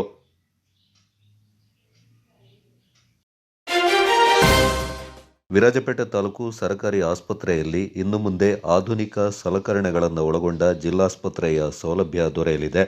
ವಿರಾಜಪೇಟೆ ಶಾಸಕ ಎಎಸ್ ಪೊನ್ನಣ್ಣ ಅವರ ಮುತುವರ್ಜಿಯಿಂದ 60 ಹಾಸಿಗೆಗಳನ್ನು ಹೊಂದಿದ ಆಸ್ಪತ್ರೆಯಿಂದ 400 ಹಾಸಿಗೆಗಳೊಂದಿಗೆ ಮೇಲ್ದರ್ಜೆಗೇರಿಸಲು ಸಚಿವ ಸಂಪುಟದಲ್ಲಿ ಅನುಮೋದನೆ ದೊರೆತಿದ್ದು, ಮೊದಲ ಹಂತದಲ್ಲಿ 250 ಹಾಸಿಗೆಗಳ ಆಸ್ಪತ್ರೆ ನಿರ್ಮಾಣ ಕಾರ್ಯ ಇದೇ ನವೆಂಬರ್ ತಿಂಗಳಲ್ಲಿ ನಡೆಯಲಿದೆ ಎಂದು ಮುಖ್ಯಮಂತ್ರಿಗಳ ಕಾನೂನು ಸಲಹೆಗಾರ ಹಾಗೂ ವಿರಾಜಪೇಟೆ ಶಾಸಕರಾದ ಎಎಸ್ ಪೊನ್ನಣ್ಣ ಅವರು ಮಾಹಿತಿಯನ್ನು ನೀಡಿದ್ದಾರೆ. ಒಟ್ಟು 95 ಕೋಟಿ ರೂಪಾಯಿ ವೆಚ್ಚದಲ್ಲಿ ಹಂತ ಹಂತವಾಗಿ ಜಿಲ್ಲಾಸ್ಪತ್ರೆಯಾಗಿ ಮೇಲ್ದರ್ಜೆಗೆ ಏರಲಿರುವ ವಿರಾಜಪೇಟೆ ತಾಲೂಕು ಆಸ್ಪತ್ರೆಗೆ ಇದೇ ನವೆಂಬರ್ ತಿಂಗಳಿನಲ್ಲಿ ಭೂಮಿ ಪೂಜೆ ನಡೆಯುವ ಸಾಧ್ಯತೆ ಇದೆ. ಇದೇ ಮೊದಲ ಬಾರಿಗೆ ಮತ್ತು ರಾಜ್ಯದಲ್ಲಿ ತಾಲೂಕು ಕೇಂದ್ರದಲ್ಲಿ ಜಿಲ್ಲಾಸ್ಪತ್ರೆಯನ್ನು ತಂದುಕೊಟ್ಟ ಹೆಗ್ಗಳಿಕೆಗೂ ಶಾಸಕ ಪೊನ್ನಣ್ಣ ಪಾತ್ರರಾಗಿದ್ದಾರೆ. 2023ರ ಚುನಾವಣೆ ಸಂದರ್ಭ ತಮ್ಮ ಕ್ಷೇತ್ರದ ಅಭ್ಯರ್ಥಿ ಪ್ರಣಾಳಿಕೆಯಲ್ಲಿ ಹಾಗೂ ಚುನಾವಣಾ ಪ್ರಚಾರಗಳ ಭಾಷಣದಲ್ಲಿ ಆಸ್ಪತ್ರೆಯನ್ನು ಮೇಲ್ದರ್ಜೆಗೇರಿಸುವ ಭರವಸೆಯನ್ನು ಶಾಸಕ ಪೊನ್ನಣ್ಣ ಅವರು ನೀಡಿದರು. ವಿರಾಜಪೇಟೆ ತಾಲೂಕು ಆಸ್ಪತ್ರೆ 400 ಹಾಸಿಗೆಗಳ ಆಸ್ಪತ್ರೆಯಾಗಿ ಮೇಲ್ದರ್ಜೆಗೇರಿಸಲು ಸರ್ಕಾರ ನೀಡಿದ ಅನುಮೋದನೆಯ ಮೊದಲ ಹಂತದ 95.6 ಕೋಟಿ ರೂಪಾಯಿ ವೆಚ್ಚದಲ್ಲಿ 250 ಹಾಸಿಗೆಗಳ ಮೇಲ್ದರ್ಜೆ ಕಾರ್ಯ ಸದ್ಯದಲ್ಲೇ ಆರಂಭವಾಗಲಿದ್ದು, ಈ ಕಾಮಗಾರಿಯ ಸಂಪೂರ್ಣ ರೂಪುರೇಷೆ ಸಿದ್ಧಗೊಂಡಿದೆ. ಶಾಸಕರ ಪ್ರಯತ್ನದಿಂದಾಗಿ ಈ ಆಸ್ಪತ್ರೆಯಲ್ಲಿ ಜನರಿಗೆ ಬೇಕಾದ ಎಲ್ಲ ರೀತಿಯ ಆಧುನಿಕ ಸೌಲಭ್ಯಗಳು ದೊರಕಲಿದ್ದು, ಬಹುತೇಕ ನವೆಂಬರ್ ತಿಂಗಳಲ್ಲಿ ಮಾನ್ಯ ಮುಖ್ಯಮಂತ್ರಿಗಳು ಈ ಕಾಮಗಾರಿಗೆ ಭೂಮಿ ಪೂಜೆ ನೆರವೇರಿಸುವ ಕಾರ್ಯಕ್ರಮವಿದೆ. ಸಂಪೂರ್ಣ ಆಸ್ಪತ್ರೆ ಕಾಮಗಾರಿ ಕ್ಷಿಪ್ರವಾಗಿ ಪೂರ್ಣಗೊಳ್ಳಲಿದೆ ಎಂದು ಶಾಸಕರು ಹಾಗೂ ಮುಖ್ಯಮಂತ್ರಿಗಳ ಕಾನೂನು ಸಲಹೆಗಾರರಾದ ಅಜ್ಜಿಕುಟ್ಟಿರ ಎಸ್ ಪೊನ್ನಣ್ಣ ಅವರು ತಿಳಿಸಿದ್ದಾರೆ. ವಿರಾಜಪೇಟೆ ಕೊಡವ ಸಂಘ ಒಕ್ಕೂಟದ ವತಿಯಿಂದ ಶಟಲ್ ಬ್ಯಾಡ್ಮಿಂಟನ್ ಪಂದ್ಯಾಟವನ್ನು ಅಕ್ಟೋಬರ್ 11ರಂದು ವಿರಾಜಪೇಟೆ ಜೂನಿಯರ್ ಕಾಲೇಜು ಒಳಾಂಗಣ ಕ್ರೀಡಾಂಗಣದಲ್ಲಿ ನಡೆಸಲಾಗುವುದು ಎಂದು ಕಾವೇರಿ ಕೊಡವಕೇರಿ ಅಪ್ಪಯ್ಯ ಸ್ವಾಮಿ ರಸ್ತೆ ಅಧ್ಯಕ್ಷರಾದ ಮೇರಿ ಅಂಡ್ ಅರಸು ಅಚ್ಚಂಬ ಅವರು ಸುದ್ದಿಗೋಷ್ಠಿಯಲ್ಲಿ ತಿಳಿಸಿದ್ದಾರೆ. 4ನೇ ವರ್ಷದ ಶಟಲ್ ಬ್ಯಾಡ್ಮಿಂಟನ್ ಪಂದ್ಯಾಟ ವಿರಾಜಪೇಟೆ ನಗರದ 7 ಕೊಡವಕೇರಿಗಳ ನಡುವೆ ನಡೆಯುವ ಪಂದ್ಯಾಟವಾಗಿದೆ. ಈ ಹಿಂದೆ ಕದನೂರು, ಕೊಟ್ಟೋಳಿ, ಪಂಜರಪೇಟೆ, ಕೊಡವಕೇರಿ, ಚಿಕ್ಕಪೇಟೆ, ಕೊಡವಕೇರಿ ಕುಟುಂಬದ ಸದಸ್ಯರು ಪಂದ್ಯಾಟವನ್ನು ನಡೆಸಿದ್ದು, ಈ ಬಾರಿ ವಿರಾಜಪೇಟೆ ಅಪ್ಪಯ್ಯ ರಸ್ತೆಯ ಶ್ರೀ ಕಾವೇರಿ ಕೊಡವಕೇರಿ ಕುಟುಂಬದ ಸದಸ್ಯರು ಈ ಪಂದ್ಯಾಟವನ್ನು ನಡೆಸಲಿದ್ದಾರೆ ಎಂದರು. ಅಪ್ಪಯ್ಯ ಸ್ವಾಮಿ ಕೊಡವಕೇರಿಯ ಉಪಾಧ್ಯಕ್ಷರಾದ ಅಂಜಪರವಂಡ ಅನಿಲ್ ಮಂದಣ್ಣ ಮಾತನಾಡಿ, 8 ವಯಸ್ಸಿನಿಂದ 70 ವರ್ಷದ ಸದಸ್ಯರು ಪಂದ್ಯಾಟದಲ್ಲಿ ಭಾಗವಹಿಸಬಹುದು. ಪಂದ್ಯಾಟ 11ನೇ ತಾರೀಕಿನಂದು ಬೆಳಿಗ್ಗೆ 8 ಗಂಟೆಗೆ ಆರಂಭವಾಗುತ್ತೆ. ಸುಮಾರು 43 ಕ್ಯಾಟಗರಿಯಲ್ಲಿ ಪಂದ್ಯಾಟ ನಡೆಯುತ್ತೆ. 12ನೇ ತಾರೀಕಿನಂದು ವಿರಾಜಪೇಟೆ ಕೊಡವ ಸಮಾಜದ ಆವರಣದಲ್ಲಿ ಸಂಜೆ 6 ಗಂಟೆಗೆ ಸಮಾರೋಪ ಸಮಾರಂಭ ಹಾಗೂ ಪ್ರಶಸ್ತಿ ವಿಜೇತ ತಂಡಕ್ಕೆ ಬಹುಮಾನ ವಿತರಣೆ ಹಾಗೂ 4 ಸದಸ್ಯರಿಗೆ ಸನ್ಮಾನ ನಡೆಯಲಿದೆ ಎಂದರು. ಕಾರ್ಯಕ್ರಮಕ್ಕೆ ಮುಖ್ಯ ಅತಿಥಿಯಾಗಿ ವಿರಾಜಪೇಟೆ ಶಾಸಕ ಹಾಗೂ ಮುಖ್ಯಮಂತ್ರಿಗಳ ಕಾನೂನು ಸಲಹೆಗಾರರಾದ ಎಎಸ್ ಪನ್ನಣ್ಣ ಮತ್ತು ಕೊಡಗು ಜಿಲ್ಲೆಯ ವಿಧಾನ ಪರಿಷತ್ನ ಸದಸ್ಯರಾದ ಎಂಪಿ ಸುಜಾ ಕುಶಾಲಪ್ಪ ಅವರು ಆಗಮಿಸಲಿದ್ದಾರೆಂದು ತಿಳಿಸಿದರು. ಇಲ್ಲಿ ನಮ್ಮ ಕಾವೇರಿ ಕೇರಿ ತುಂಬ ಮುತುವರ್ಜಿ ವಹಿಸಿ ತುಂಬ ಚೆನ್ನಾಗಿ ಕೆಲಸ ಮಾಡ್ತಾ ಇದೆ. ಇದರಲ್ಲಿ ನಮ್ಮ ವಿರಾಜಪೇಟೆಗೆ ಸೇರಿರುವ 7 ಕೊಡವ ಕೇರಿಗಳ ಪ್ರತಿಯೊಬ್ಬ ಸದಸ್ಯರು ಕೂಡ ಭಾಗವಹಿಸಿ ಪಂದ್ಯಾವಳಿಯಲ್ಲಿ ಬಂದು ಕ್ರೀಡಾಪಟುಗಳಿಗೆ ಉತ್ತೇಜನ ಕೊಡೋದು, ಹಾಗೆ 12ನೇ ತಾರೀಕು ಸಾಯಂಕಾಲ ಕೊಡವ ಸಮಾಜದಲ್ಲಿ ನಡೆಯುವ ಸಮಾರೋಪ ಸಮಾರಂಭಕ್ಕೆ ಮತ್ತು ಆ ಸಮಾರೋಪ ಸಮಾರಂಭ ಆದಮೇಲೆ ಊಟೋಪಚಾರ ಅದು ಕೂಡ ಇದೆ. ಅದರಲ್ಲೂ ಕೂಡ ಎಲ್ಲರೂ ನಮ್ಮ ವಿರಾಜಪೇಟೆ ಒಕ್ಕೂಟ ಸಂಘದ ಒಕ್ಕೂಟದ ಪ್ರತಿಯೊಬ್ಬರು ಒಬ್ಬ ಸದಸ್ಯರು 7 ಕೇರಿಯ ಎಲ್ಲ ಸದಸ್ಯರುಗಳು ಭಾಗವಹಿಸಬೇಕು ಅಂತ ನಾನು ಕೇಳ್ಕೊಳ್ತಾ ಇದ್ದೇನೆ. ಹಾಗೆ ಇದರ ಈ ಕೊಡವ ಕೊಡವ ಕೇರಿ ಟೂರ್ನಮೆಂಟ್ ನಡೆಸುವ ಉದ್ದೇಶದ ಬಗ್ಗೆ ನಮ್ಮ ಕಾರ್ಯದರ್ಶಿಯಾದ ಶ್ರೀ ಚೊಟ್ಟೆರ ಬೆಳ್ಳೆಪ್ಪನವರ ಮಾಹಿತಿ. ಎಲ್ಲರಿಗೂ ನಮಸ್ಕಾರ. ನಮ್ಮ ಈ 11-12ನೇ ತಾರೀಕು ನಡೆಯುವ ಶಟಲ್ ಬ್ಯಾಡ್ಮಿಂಟನ್ ಟೂರ್ನಮೆಂಟ್ನ ಮೂಲ ಉದ್ದೇಶವೇನೆಂದರೆ ಜನಾಂಗದ ಮಧ್ಯೆ ಸಮನ್ವಯ, ಸಹಕಾರ, ಸಂವಹನವನ್ನು ವೃದ್ಧಿಸುವುದು ಮತ್ತು ಬೆಳೆಸುವುದಾಗಿದೆ. ಈ ಸ್ಪರ್ಧೆಯಲ್ಲಿ ಸಣ್ಣ ಮಕ್ಕಳಿಂದ ಹಿಡಿದು ಹಿರಿಯ 75 ವಯಸ್ಸಿನ ಮೇಲ್ಪಟ್ಟವರು ಭಾಗವಹಿಸಬಹುದಾಗಿದೆ. ಅಲ್ಲದೆ ಈ ಸ್ಪರ್ಧೆಯಲ್ಲಿ ಗೆದ್ದವರಿಗೆ ಆಕರ್ಷಕ ನಗದು ಮತ್ತು ಟ್ರೋಫಿಯನ್ನು ನೀಡಲಾಗುವುದು. ಸೊ ಈ ಸ್ಪರ್ಧೆಯಲ್ಲಿ ನಮ್ಮ 7 ಕೇರಿಯ ಎಲ್ಲರಿಗೂ ನಮಸ್ಕಾರ. 4ನೇ ಕೊಡವ ಕೇರಿ ಇಂಟರ್ ಟೂರ್ನಮೆಂಟನ್ನು ನಮ್ಮ ಅಧ್ಯಕ್ಷರು ಹೇಳಿದಂತೆ ಇದೇ ಅಕ್ಟೋಬರ್ 11ನೇ ತಾರೀಕಿಗೆ ಬೆಳಿಗ್ಗೆ 8 ಗಂಟೆಯಿಂದ ಸ್ಟಾರ್ಟ್ ಆಗುತ್ತೆ. ಇದರಲ್ಲಿ 43 ಕ್ಯಾಟಗರಿಗಳಿವೆ. 8 ವರ್ಷದಿಂದ 5 ವರ್ಷದಿಂದ 75 ವರ್ಷವರೆಗೂ ಆಡುವಂಥ ಅವಕಾಶ ಕೊಟ್ಟಿದ್ದೀವಿ ಎಲ್ಲರಿಗೂ. ಎಲ್ಲ ಒಂದು ಇದರಲ್ಲಿ ಸಿಂಗಲ್ಸ್ ಇರುತ್ತೆ, ಡಬಲ್ಸ್ ಇರುತ್ತೆ, ಮಿಕ್ಸ್ ಡಬಲ್ಸ್ ಇರುತ್ತೆ, ಓಪನ್ ಸಿಂಗಲ್ ಇರುತ್ತೆ, ಹಾಗೂ ಜಂಬಲ್ಡ್ ಅಂತೇಳಿ ಒಂದು ಯೂನಿಟ್ ಮಾಡ್ತಾಯಿದ್ದೀವಿ. ಜಂಬಲ್ಡ್ ಅಂದರೆ ಟೋಟಲ್ 2 ಆಟಗಾರರ ಏಜು ಸೇರಿದರೆ 75 ವರ್ಷಕ್ಕಿಂತ ಮಿತಿಯಾಗಿರಬೇಕು. ಅದರಲ್ಲಿ ಒಬ್ಬರದ್ದು ಮಾತ್ರ 45 ವರ್ಷ ಕಡ್ಡಾಯವಾಗಿರಬೇಕು. ಅವರು ಬೇಕಾದ್ರೆ ಬಾಕಿ ಇನ್ನೊಂದು ಹುಡುಗರನ್ನು ಅಥವಾ ಮಿಕ್ಸ್ಡಾಗಿ ಆಡ್ಬೋದು. ಅದೊಂದು ಹೊಸ ಅವಕಾಶ ಕೊಟ್ಟಿದ್ದೀವಿ. ಇದಕ್ಕೆ ನೀವುಗಳು ದಯವಿಟ್ಟು ಸಹಕರಿಸಿ ಎಲ್ಲರೂ ಕ್ರೀಡಾಪಟುಗಳು ಬಂದು ಭಾಗವಹಿಸಿ ನಮ್ಮ ಈ ಶಟಲ್ ಟೂರ್ನಮೆಂಟನ್ನು ಅತಿ ಯಶಸ್ವಿಯಾಗಿ ಮಾಡಿಕೊಡ್ಬೇಕಂತ ನಿಮ್ಮನ್ನೆಲ್ಲ ಕೇಳ್ತೀವಿ. ಅದೇ ರೀತಿ 12ನೇ ತಾರೀಕಿಗೆ ಇರುವ ಸಮಾರೋಪ ಸಮಾರಂಭಕ್ಕೆ ತಾವುಗಳು ತಮ್ಮ ಸಂಸಾರವನ್ನು ಕರ್ಕೊಂಡು ಬಂದು ನಮ್ಮ ಈ ಸಮಾರಂಭವನ್ನು ಬಹಳ ಯಶಸ್ವಿಯಾಗಿ ಮಾಡಿಕೊಡ್ಬೇಕು ಅಂತ ತಮ್ಮಲ್ಲಿ ಕೋರ್ಕೊಳ್ತೀನಿ. ಇಲ್ಲಿ 7 ಕೇರಿಗಳಿವೆ. ಆ 7 ಕೇರಿಗಳ ನಮ್ಮ ಕೊಡವ ಜನಾಂಗ ಬಾಂಧವರು ಪ್ರತಿಯೊಬ್ಬರು ಈ ಪಂದ್ಯಾವಳಿ ಹಾಗೂ ಸಮಾರೋಪ ಸಮಾರಂಭದಲ್ಲಿ ಭಾಗವಹಿಸಬೇಕು ಅಂತ ಕಾವೇರಿ ಕೇರಿಯ ಪರವಾಗಿ ನಾನು ಕೇಳ್ಕೊಳ್ತಾ ಇದ್ದೇನೆ. ನಾನು ಮೇರೆಂಡ ಅರಸು ಅಚ್ಚಮ್ಮ, ಅಧ್ಯಕ್ಷ, ಕಾವೇರಿ ಕೊಡವ ಕೇರಿ, ಅಪ್ಪಯ್ಯಸ್ವಾಮಿ ರಸ್ತೆ, ವಿರಾಜಪೇಟೆ. ನಂಜರಾಯಪಟ್ಟಣ ಗ್ರಾಮ ಪಂಚಾಯಿತಿ ವ್ಯಾಪ್ತಿಯ ವಿರೂಪಾಕ್ಷಪುರದ ಶಿರಾಜಳ್ಳ ಗ್ರಾಮದಲ್ಲಿ ಗ್ರಾಮ ಪಂಚಾಯಿತಿ ಅನುದಾನದಲ್ಲಿ 10 ಲಕ್ಷ ರೂಪಾಯಿ ವೆಚ್ಚದಲ್ಲಿ ನೂತನವಾಗಿ ನಿರ್ಮಿಸಿರುವ ಅಂಬೇಡ್ಕರ್ ಭವನವನ್ನು ಗ್ರಾಮ ಪಂಚಾಯತ್ ಅಧ್ಯಕ್ಷ ಸಿಎಲ್ ವಿಶ್ವ ಉದ್ಘಾಟಿಸಿದರು. ಅಂಬೇಡ್ಕರ್ ಭವನ ಇವತ್ತು ಓಪನ್ ಮಾಡ್ತಿದ್ದೀವಿ. ಒಳ್ಳೆ ಶುಭ ದಿವಸ ಇವತ್ತು, ಗಾಂಧಿ ಜಯಂತಿ.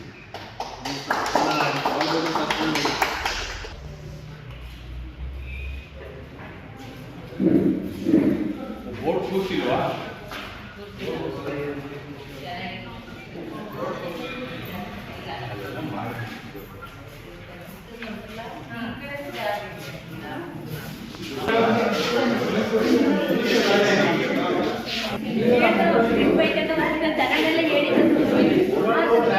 ಬಳಿಕ ಸ್ವಚ್ಛತಾ ಹಿ ಸೇವಾ ಪಾಕ್ಷಿಕದ ಸಮಾರೋಪ ಅಂಗವಾಗಿ ಭವನದಲ್ಲಿ ನೆರೆದಿದ್ದವರಿಗೆ ಪ್ರತಿಜ್ಞಾವಿಧಿ ಬೋಧಿಸಲಾಯಿತು.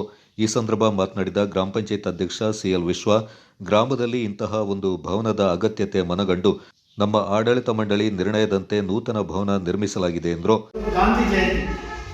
ಗಾಂಧಿ ಜಯಂತಿ ದಿವಸ ನಮ್ಮ ಜನರ ಉಪಯೋಗಕ್ಕೆ ಬಳಕೆ ಮಾಡಿಕೊಂಡಿದ್ದೇವೆ. ನಮ್ಮ ಊರಿನ ನಂಜುಂಡೇಶ್ವರ, ಈ ಭಾಗದ ಜೋಡಿ ಬಸವೇಶ್ವರ ಎಲ್ಲ ದೇವರ ಆಶೀರ್ವಾದದಿಂದ ನಾವು ಈ ಕಟ್ಟಡವನ್ನು ಈಗಾಗಲೇ ಲೋಕಾರ್ಪಣೆ ಮಾಡಿದ್ದೇವೆ. ಇದಕ್ಕೆ ಪಂಚಾಯಿತಿಯ ಆಡಳಿತ ಅಧಿಕಾರಿಗಳಿರುವುದು, ನಮ್ಮ ಸಿಬ್ಬಂದಿಗಳ ಪರಿಶ್ರಮ ಕೂಡ ಇದೆ. ನಮ್ಮ ಅವಧಿಯ ಕೊನೆಯ ಅವಧಿಯಲ್ಲಿ ಇನ್ನು ನಮಗೆ ಕೇವಲ ಒಂದು 3-4 ತಿಂಗಳ ಅವಧಿಯಲ್ಲಿ ನಮ್ಮ 5 ವರ್ಷದ ಅವಧಿ ಕೂಡ ಮುಕ್ತಾಯ ಹಂತದಲ್ಲಿ ನಾವು ಈ ಕಟ್ಟಡಕ್ಕೆ ಸುಮಾರು ಈ ಜನರ ಈ ಭಾಗದಲ್ಲಿ ನಾವು ಜೆಂಡರ್ ವರ್ಕ್ ಅಂತೇಳಿ ಮಾಡಿದ್ದೇವೆ, ದೇವಸ್ಥಾನಗಳಿಗೆ ಮಸೀದಿಗಳಿಗೆ ಮಾಡಿದ್ದೇವೆ. ಸುಮಾರು 1 ಕೋಟಿ ಅನುದಾನದಲ್ಲಿ ನಾವು ನೆಂಜಾಟೋಣ ಭಾಗಕ್ಕೆ 50 ಲಕ್ಷದ ಕಾಮಗಾರಿ ಮಾಡಿದ್ದೇವೆ. ಈ ಭಾಗಕ್ಕೆ ಸುಮಾರು 50 ಲಕ್ಷದ ಈ ಅನುದಾನ 25-26ನೇ ಸಾಲಿನಲ್ಲಿ ಮಾಡಿದ್ದೇವೆ.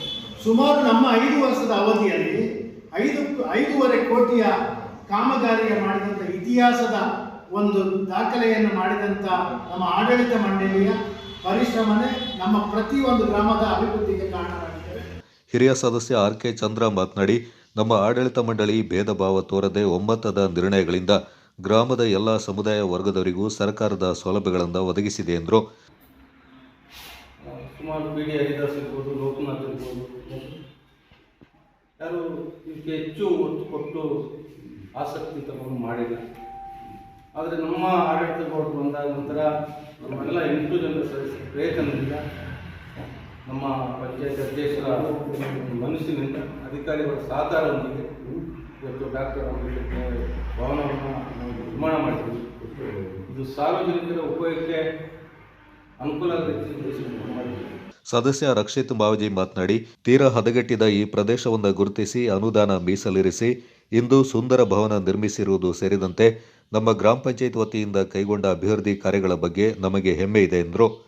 ಮೊದಲಿಗೆ ನಮ್ಮ ಭಾರತದ 2ನೇ ಪ್ರಧಾನಿ ಲಾಲ್ ಬಹದ್ದೂರ್ ಶಾಸ್ತ್ರಿ ಅವರ ಜಯಂತಿಯ ಶುಭಾಶಯಗಳು, ಜೊತೆಗೆ ಗಾಂಧಿ ಜಯಂತಿ ಶುಭಾಶಯಗಳು. ಈ ದಿನ ನಾವು ನಮ್ಮ ನಿಜಪಟ್ಟಣ ಸಿರಾಜಗಳಲ್ಲಿ ಸಂವಿಧಾನ ಶಿಲ್ಪಿ, ಮಹಾನಾಯಕ, ಎಲ್ಲವರ ಹಕ್ಕು ಹಾಗೂ ಸಮಾನತೆಗೆ ಹೋರಾಡಿದ ಅಂಬೇಡ್ಕರ್, ಡಾಕ್ಟರ್ ಬಿ.ಆರ್. ಅಂಬೇಡ್ಕರ್ ಅವರ ಹೆಸರಿನಲ್ಲಿ ಮಾಡಿರುವ ಅಂಬೇಡ್ಕರ್ ಭವನದ ಉದ್ಘಾಟನಾ ಕಾರ್ಯಕ್ರಮವನ್ನು ಹಮ್ಮಿಕೊಂಡಿದ್ದೀವಿ. ಸುಮಾರು 5 ವರ್ಷದ ಒಂದು ಪ್ರಯತ್ನ ಇದೆ. ನಾವಾಗಲೇ ಇಲ್ಲಿಗೆ ಬಂದಾಗ ನಾವು ನಮ್ಮ ಅರುಣ ಅವರು ನಮ್ಮವರೆಲ್ಲ ಮಾತಾಡ್ತಿದ್ದರು. ಈ ಜಾಗ 5 ವರ್ಷ ಹಿಂದೆ ಹೆಂಗಿತ್ತು ಅಂತೇಳಿ ನಮಗೆ ನಮ್ಮ ಊರವರಿಗೆ ಗೊತ್ತಿದೆ. ಕೆರೆಯಾಗಿ ಯಾವುದಕ್ಕೂ ಬೇಡದ ಜಾಗ ಆಗಿತ್ತು. ಇವತ್ತು ಇಲ್ಲೊಂದು ಭವ್ಯವಾದ ಒಂದು ಭವನವನ್ನು ನಾವು ನಿರ್ಮಿಸ್ತೀವಿ. ಇದಕ್ಕೆ ನಿಜವಾಗಿ ನಾನು ಮೊದಲಿಗೆ ನಮ್ಮ ಆಡಳಿತ ಮಂಡಳಿ ಹಾಗೂ ನಮ್ಮ ಓವರಾಲ್ ಪಂಚಾಯತಿಗೆ ನಾನು ಧನ್ಯವಾದ. ಅದರ ಜೊತೆಗೆ ನಮಗೆ ಈ ಒಂದು ಜಾಗದಲ್ಲಿ ನಿಂತು ಈ ಒಂದು ಕೆಲಸ ಮಾಡಲಿಕ್ಕೆ ಒಂದು ಜೊತೆಯಾಗಿ ನಮಗೆ ಮತದಾನ ಕೊಟ್ಟು ನಮ್ಮನ್ನು ಗೆಲ್ಲಿಸಿ ಒಂದು ಯೋಗ್ಯನಾಗಿ ಮಾಡಿರುವ ನಮ್ಮ ಗ್ರಾಮಸ್ಥರು ನಾವು ಅಷ್ಟು ಕೃತಜ್ಞತೆ ಹೇಳಕ್ಕೆ ಬಯಸ್ತೇವೆ. ನಾವು ಸುಮಾರು 5 ವರ್ಷ ನಾನು ಹಿರಿಯ ಸದಸ್ಯ, ನಮ್ಮ ಅಧ್ಯಕ್ಷರು ತಾಲೂಕ್ ಪಂಚಾಯತಿ ಮೆಂಬರ್ ಆಗಿದ್ದರು, ಹಿರಿಯವರು ಜಿಲ್ಲಾ ಪಂಚಾಯತ್ ಮೆಂಬರ್ ಆಗಿ ಗ್ರಾಮ ಪಂಚಾಯತ್ ಸದಸ್ಯರಾಗಿದ್ದರು, ಲೋಕನಾಥ್ ಅವರಿದ್ದರು, ಅವರು ಅಧ್ಯಕ್ಷರಾಗಿದ್ದರು. ಸದಸ್ಯ ಗಿರಿಜಂಬ, ಗ್ರಾಮ ಪಂಚಾಯತ್ ಪಿಡಿಒ ರಾಜಶೇಖರ್ ಮಾತನಾಡಿದರು. ಈ ಸಂದರ್ಭ ರಸ್ತೆ ಅಭಿವೃದ್ಧಿ ಕಾಮಗಾರಿಯಿಂದ ಪರಿಶೀಲಿಸಲಾಯಿತು. ಕಾರ್ಯಕ್ರಮದಲ್ಲಿ ಗ್ರಾಮ ಪಂಚಾಯತ್ ಉಪಾಧ್ಯಕ್ಷೆ ಕುಸುಮ, ಕಾರ್ಯದರ್ಶಿ ಶೇಷಗಿರಿ, ಸಂಜೀವಿನಿ ಒಕ್ಕೂಟದ ಸರಿತಾ ಸೇರಿದಂತೆ ಗ್ರಾಮಸ್ಥರು ಪಾಲ್ಗೊಂಡಿದ್ದರು. ವಿರಾಜಪೇಟೆಯ ಪುರಸಭೆ ವ್ಯಾಪ್ತಿಯಲ್ಲಿ ಹೊಸದಾಗಿ ವ್ಯೂ ಪಾಯಿಂಟ್ ನಿರ್ಮಿಸಲು ಸರ್ಕಾರದಿಂದ ಅನುಮೋದನೆ ಪಡ್ಕೊಂಡಿರುವ ಸ್ಥಳದ ವೀಕ್ಷಣೆ ಹಾಗೂ ಪರಿಶೀಲನೆಯಿಂದ ಶಾಸಕರು ಹಾಗೂ ಮುಖ್ಯಮಂತ್ರಿಗಳ ಕಾನೂನು ಸಲಹೆಗಾರರಾದ ಅಜ್ಜಿಕುಟ್ಟಿರ ಎಸ್ ಪೊನ್ನಣ್ಣ ಅವರು ಕೈಗೊಂಡರು. ಕ್ಷೇತ್ರದ ಸರ್ವಾಂಗೀಣ ಅಭಿವೃದ್ಧಿಗೆ ಯೋಜನೆಗಳನ್ನು ರೂಪಿಸ್ತಾ ಶ್ರಮಿಸ್ತಾ ಇರುವ ಶಾಸಕರು ವಿರಾಜಪೇಟೆ ಪುರಸಭೆ ವ್ಯಾಪ್ತಿಯಲ್ಲಿ ಪ್ರವಾಸಿಗರನ್ನು ಸೆಳೆಯಲು ಸೂಕ್ತ ಸ್ಥಳದಲ್ಲಿ ವ್ಯೂ ಪಾಯಿಂಟ್ ಸ್ಥಾಪಿಸುವ ಉದ್ದೇಶವನ್ನು ಹೊಂದಿದ್ರು. ಇದಕ್ಕೆ ಸ್ಥಳವನ್ನು ಕೂಡ ಗುರುತಿಸಲಾಗಿದ್ದು ಸರ್ಕಾರಕ್ಕೆ ಪ್ರಸ್ತಾವನೆಯನ್ನು ಸಲ್ಲಿಸಿದ್ರು. ಈಗ ಸರ್ಕಾರದಿಂದ 1,74,00,000 ರೂಪಾಯಿ ಅನುಮೋದನೆ ದೊರಕಿದ್ದು ಸ್ಥಳೀಯ ಪ್ರಮುಖರು ಹಾಗೂ ಅಧಿಕಾರಿಗಳೊಂದಿಗೆ ಸ್ಥಳಕ್ಕೆ ಭೇಟಿ ನೀಡಿ ಶಾಸಕರು ಪರಿಶೀಲನೆ ನಡೆಸಿದರು. ಈ ಹಿಂದೆ ಬಟರ್ಫ್ಲೈ ಪಾರ್ಕ್ ಮಾಡಲು ಪಟ್ಟಣ ಪಂಚಾಯಿತಿ ಸಭೆಯಲ್ಲಿ ಎಲ್ಲ ಸದಸ್ಯರು ಒಮ್ಮತದ ಅಭಿಪ್ರಾಯ ವ್ಯಕ್ತಪಡಿಸಿದರು. ಕೆಲವು ಸಣ್ಣ ಪುಟ್ಟ ಸಮಸ್ಯೆಯಿಂದಾಗಿ ಆ ಕಾಮಗಾರಿ ನಡೆಯದೆ ಬಾಕಿ ಉಳಿದಿತ್ತು. ಪ್ರಸ್ತುತ ಶಾಸಕರು ಅಂದು ನಿಂತು ಹೋಗಿದ್ದ ಅನುದಾನವನ್ನು ಮರಳಿ ತರುವಲ್ಲಿ ಯಶಸ್ವಿಯಾಗಿದ್ದಾರೆ. ಕಳೆದ ಕೆಲವು ದಿನಗಳ ಹಿಂದೆ ಇದೇ ಸ್ಥಳದಲ್ಲಿ ಮದ್ಯದ ಬಾಟಲಿ ಹಾಗೂ ಇನ್ನಿತರ ಪದಾರ್ಥವನ್ನು ತಿಂದು ಅಲ್ಲಲ್ಲಿ ಬಿಸಾಕಿದ್ರು. ಶಾಸಕರ ನೇತೃತ್ವದಲ್ಲಿ ಪುರಸಭೆ ವತಿಯಿಂದ ಹಾಗೂ ದಂತ ವೈದ್ಯಕೀಯ ಕಾಲೇಜು ವಿದ್ಯಾರ್ಥಿಗಳಿಂದ ಶ್ರಮದಾನದ ಮೂಲಕ ಸ್ವಚ್ಛಗೊಳಿಸಲಾಗಿತ್ತು. ಅಲ್ಲದೆ ಈ ಸ್ಥಳದಲ್ಲಿ ಪೊಲೀಸ್ ಗಸ್ತು ತಿರುಗುವಂತೆ ಪೊಲೀಸರಿಗೆ ಸೂಚನೆ ನೀಡಲಾಗಿತ್ತು.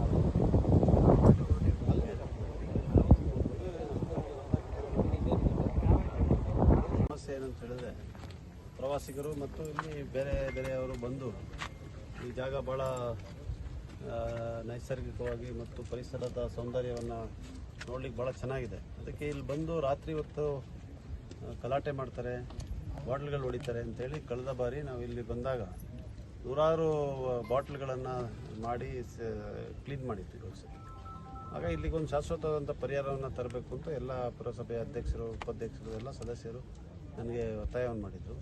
ಅದಕ್ಕೆ ಈಗ ಇದನ್ನು ಬಳಸಿ ಈ ಒಂದು ಪರಿಸರಕ್ಕೆ ಹಾನಿಯಾಗದಂಥ ರೀತಿಯಲ್ಲಿ ಒಂದು ಯೋಜನೆಯನ್ನು ಮಾಡಬೇಕು ಅಂತೇಳಿ ಡಲ್ಟ್ ಅಂತ ಹೇಳುವಂಥ ಸಂಸ್ಥೆ ಈಗಾಗಲೇ ಹಲವಾರು ನಮ್ಮ ಪುರಸಭೆಯಲ್ಲಿರುವಂಥ ಕಾರ್ಯಕ್ರಮಗಳಿಗೆ ಹಣ ಒದಗಿಸಿದ್ದಾರೆ. ಅವರೀಗ 1,70,00,000ದಲ್ಲಿ ಇಲ್ಲೊಂದು ವ್ಯೂ ಪಾಯಿಂಟನ್ನು ಮಾಡಿ ಮತ್ತು ಒಂದು ಸೆಕ್ಯೂರಿಟಿಗೆ ಒಂದು ಕ್ಯಾಬಿನ್ ಮಾಡಿ ಮತ್ತು ಕಾಫಿ ಟೀ ಮಾಡುವಂಥ ಒಂದು ಮಳಿಗೆಗೆ ಅವಕಾಶ ಮಾಡಿಕೊಟ್ಟು ಯಾರೂ ಇಲ್ಲಿ ರಾತ್ರಿ ಹೊತ್ತು ದುರ್ಬಳಕೆ ಆಗಬಾರ್ದು, ಇಲ್ಲಿರುವಂಥ ಸ್ಥಳೀಯರಿಗೆ ಸಮಸ್ಯೆ ಆಗಬಾರ್ದು.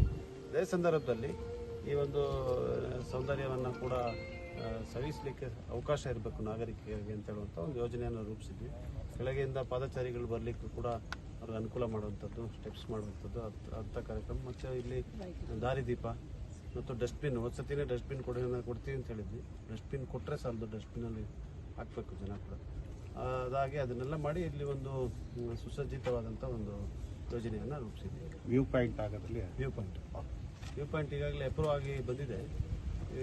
ಸ್ವಲ್ಪ ತಾಂತ್ರಿಕವಾದಂಥ ಬದಲಾವಣೆಯನ್ನು ಮಾಡಿ ಇಂಜಿನಿಯರ್ಗಳ ಜೊತೆ ಕೂತು ಯಾವ ಕಾರಣಕ್ಕೂ ಕೂಡ ಇಲ್ಲಿದ ಪರಿಸರಕ್ಕೆ ಹಾನಿ ಆಗಬಾರ್ದು, ಅದೇ ಸಂದರ್ಭದಲ್ಲಿ ಸ್ಥಳೀಯರಿಗೆ ಕೂಡ ಅನುಕೂಲ ಆಗಬೇಕು ಅಂತ ಅನ್ಕೋತೀನಿ. ಈ ಸಂದರ್ಭ ವಿರಾಜಪೇಟೆ ಬ್ಲಾಕ್ ಕಾಂಗ್ರೆಸ್ ಅಧ್ಯಕ್ಷರಾದ ಪಟ್ಟಣ ರಂಜಿ ಪೂಣಚ್ಚ, ನಗರ ಕಾಂಗ್ರೆಸ್ ಅಧ್ಯಕ್ಷರಾದ ಮಾದಂಡ ತಿಮ್ಮಯ್ಯ, ಪುರಸಭೆ ಅಧ್ಯಕ್ಷರಾದ ಎಂಕೆ ದೇಚಂಬ, ಉಪಾಧ್ಯಕ್ಷೆ ಫಸಿಯಾ ತಬಸ್ಸುಮ್, ಪುರಸಭೆ ಸದಸ್ಯರಾದ ರಾಜೇಶ್ ಡಿಪಿ, ಮೊಹಮ್ಮದ್ ರಫಿ, ಬೆನ್ನಿ ಅಗಸ್ಟಿನ್, ರಜನಿಕಾಂತ್, ಅಬ್ದುಲ್ ಜಲೀಲ್, ಸುನೀತಾ ಜೂನಾ, ಮತೀನ್, ಪುರಸಭೆ ನಾಮನಿರ್ದೇಶಿತ ಸದಸ್ಯರು, ಮುಖ್ಯಾಧಿಕಾರಿ ನಾಚಪ್ಪ, ತಹಶೀಲ್ದಾರ್ ಪ್ರವೀಣ್, ಕಂದಾಯ ಅಧಿಕಾರಿ ಹರೀಶ್, ಪುರಸಭೆಯ ಕಚೇರಿಯ ಸಿಬ್ಬಂದಿಗಳು, ಪಕ್ಷದ ಪ್ರಮುಖರು ಹಾಜರಿದ್ದರು.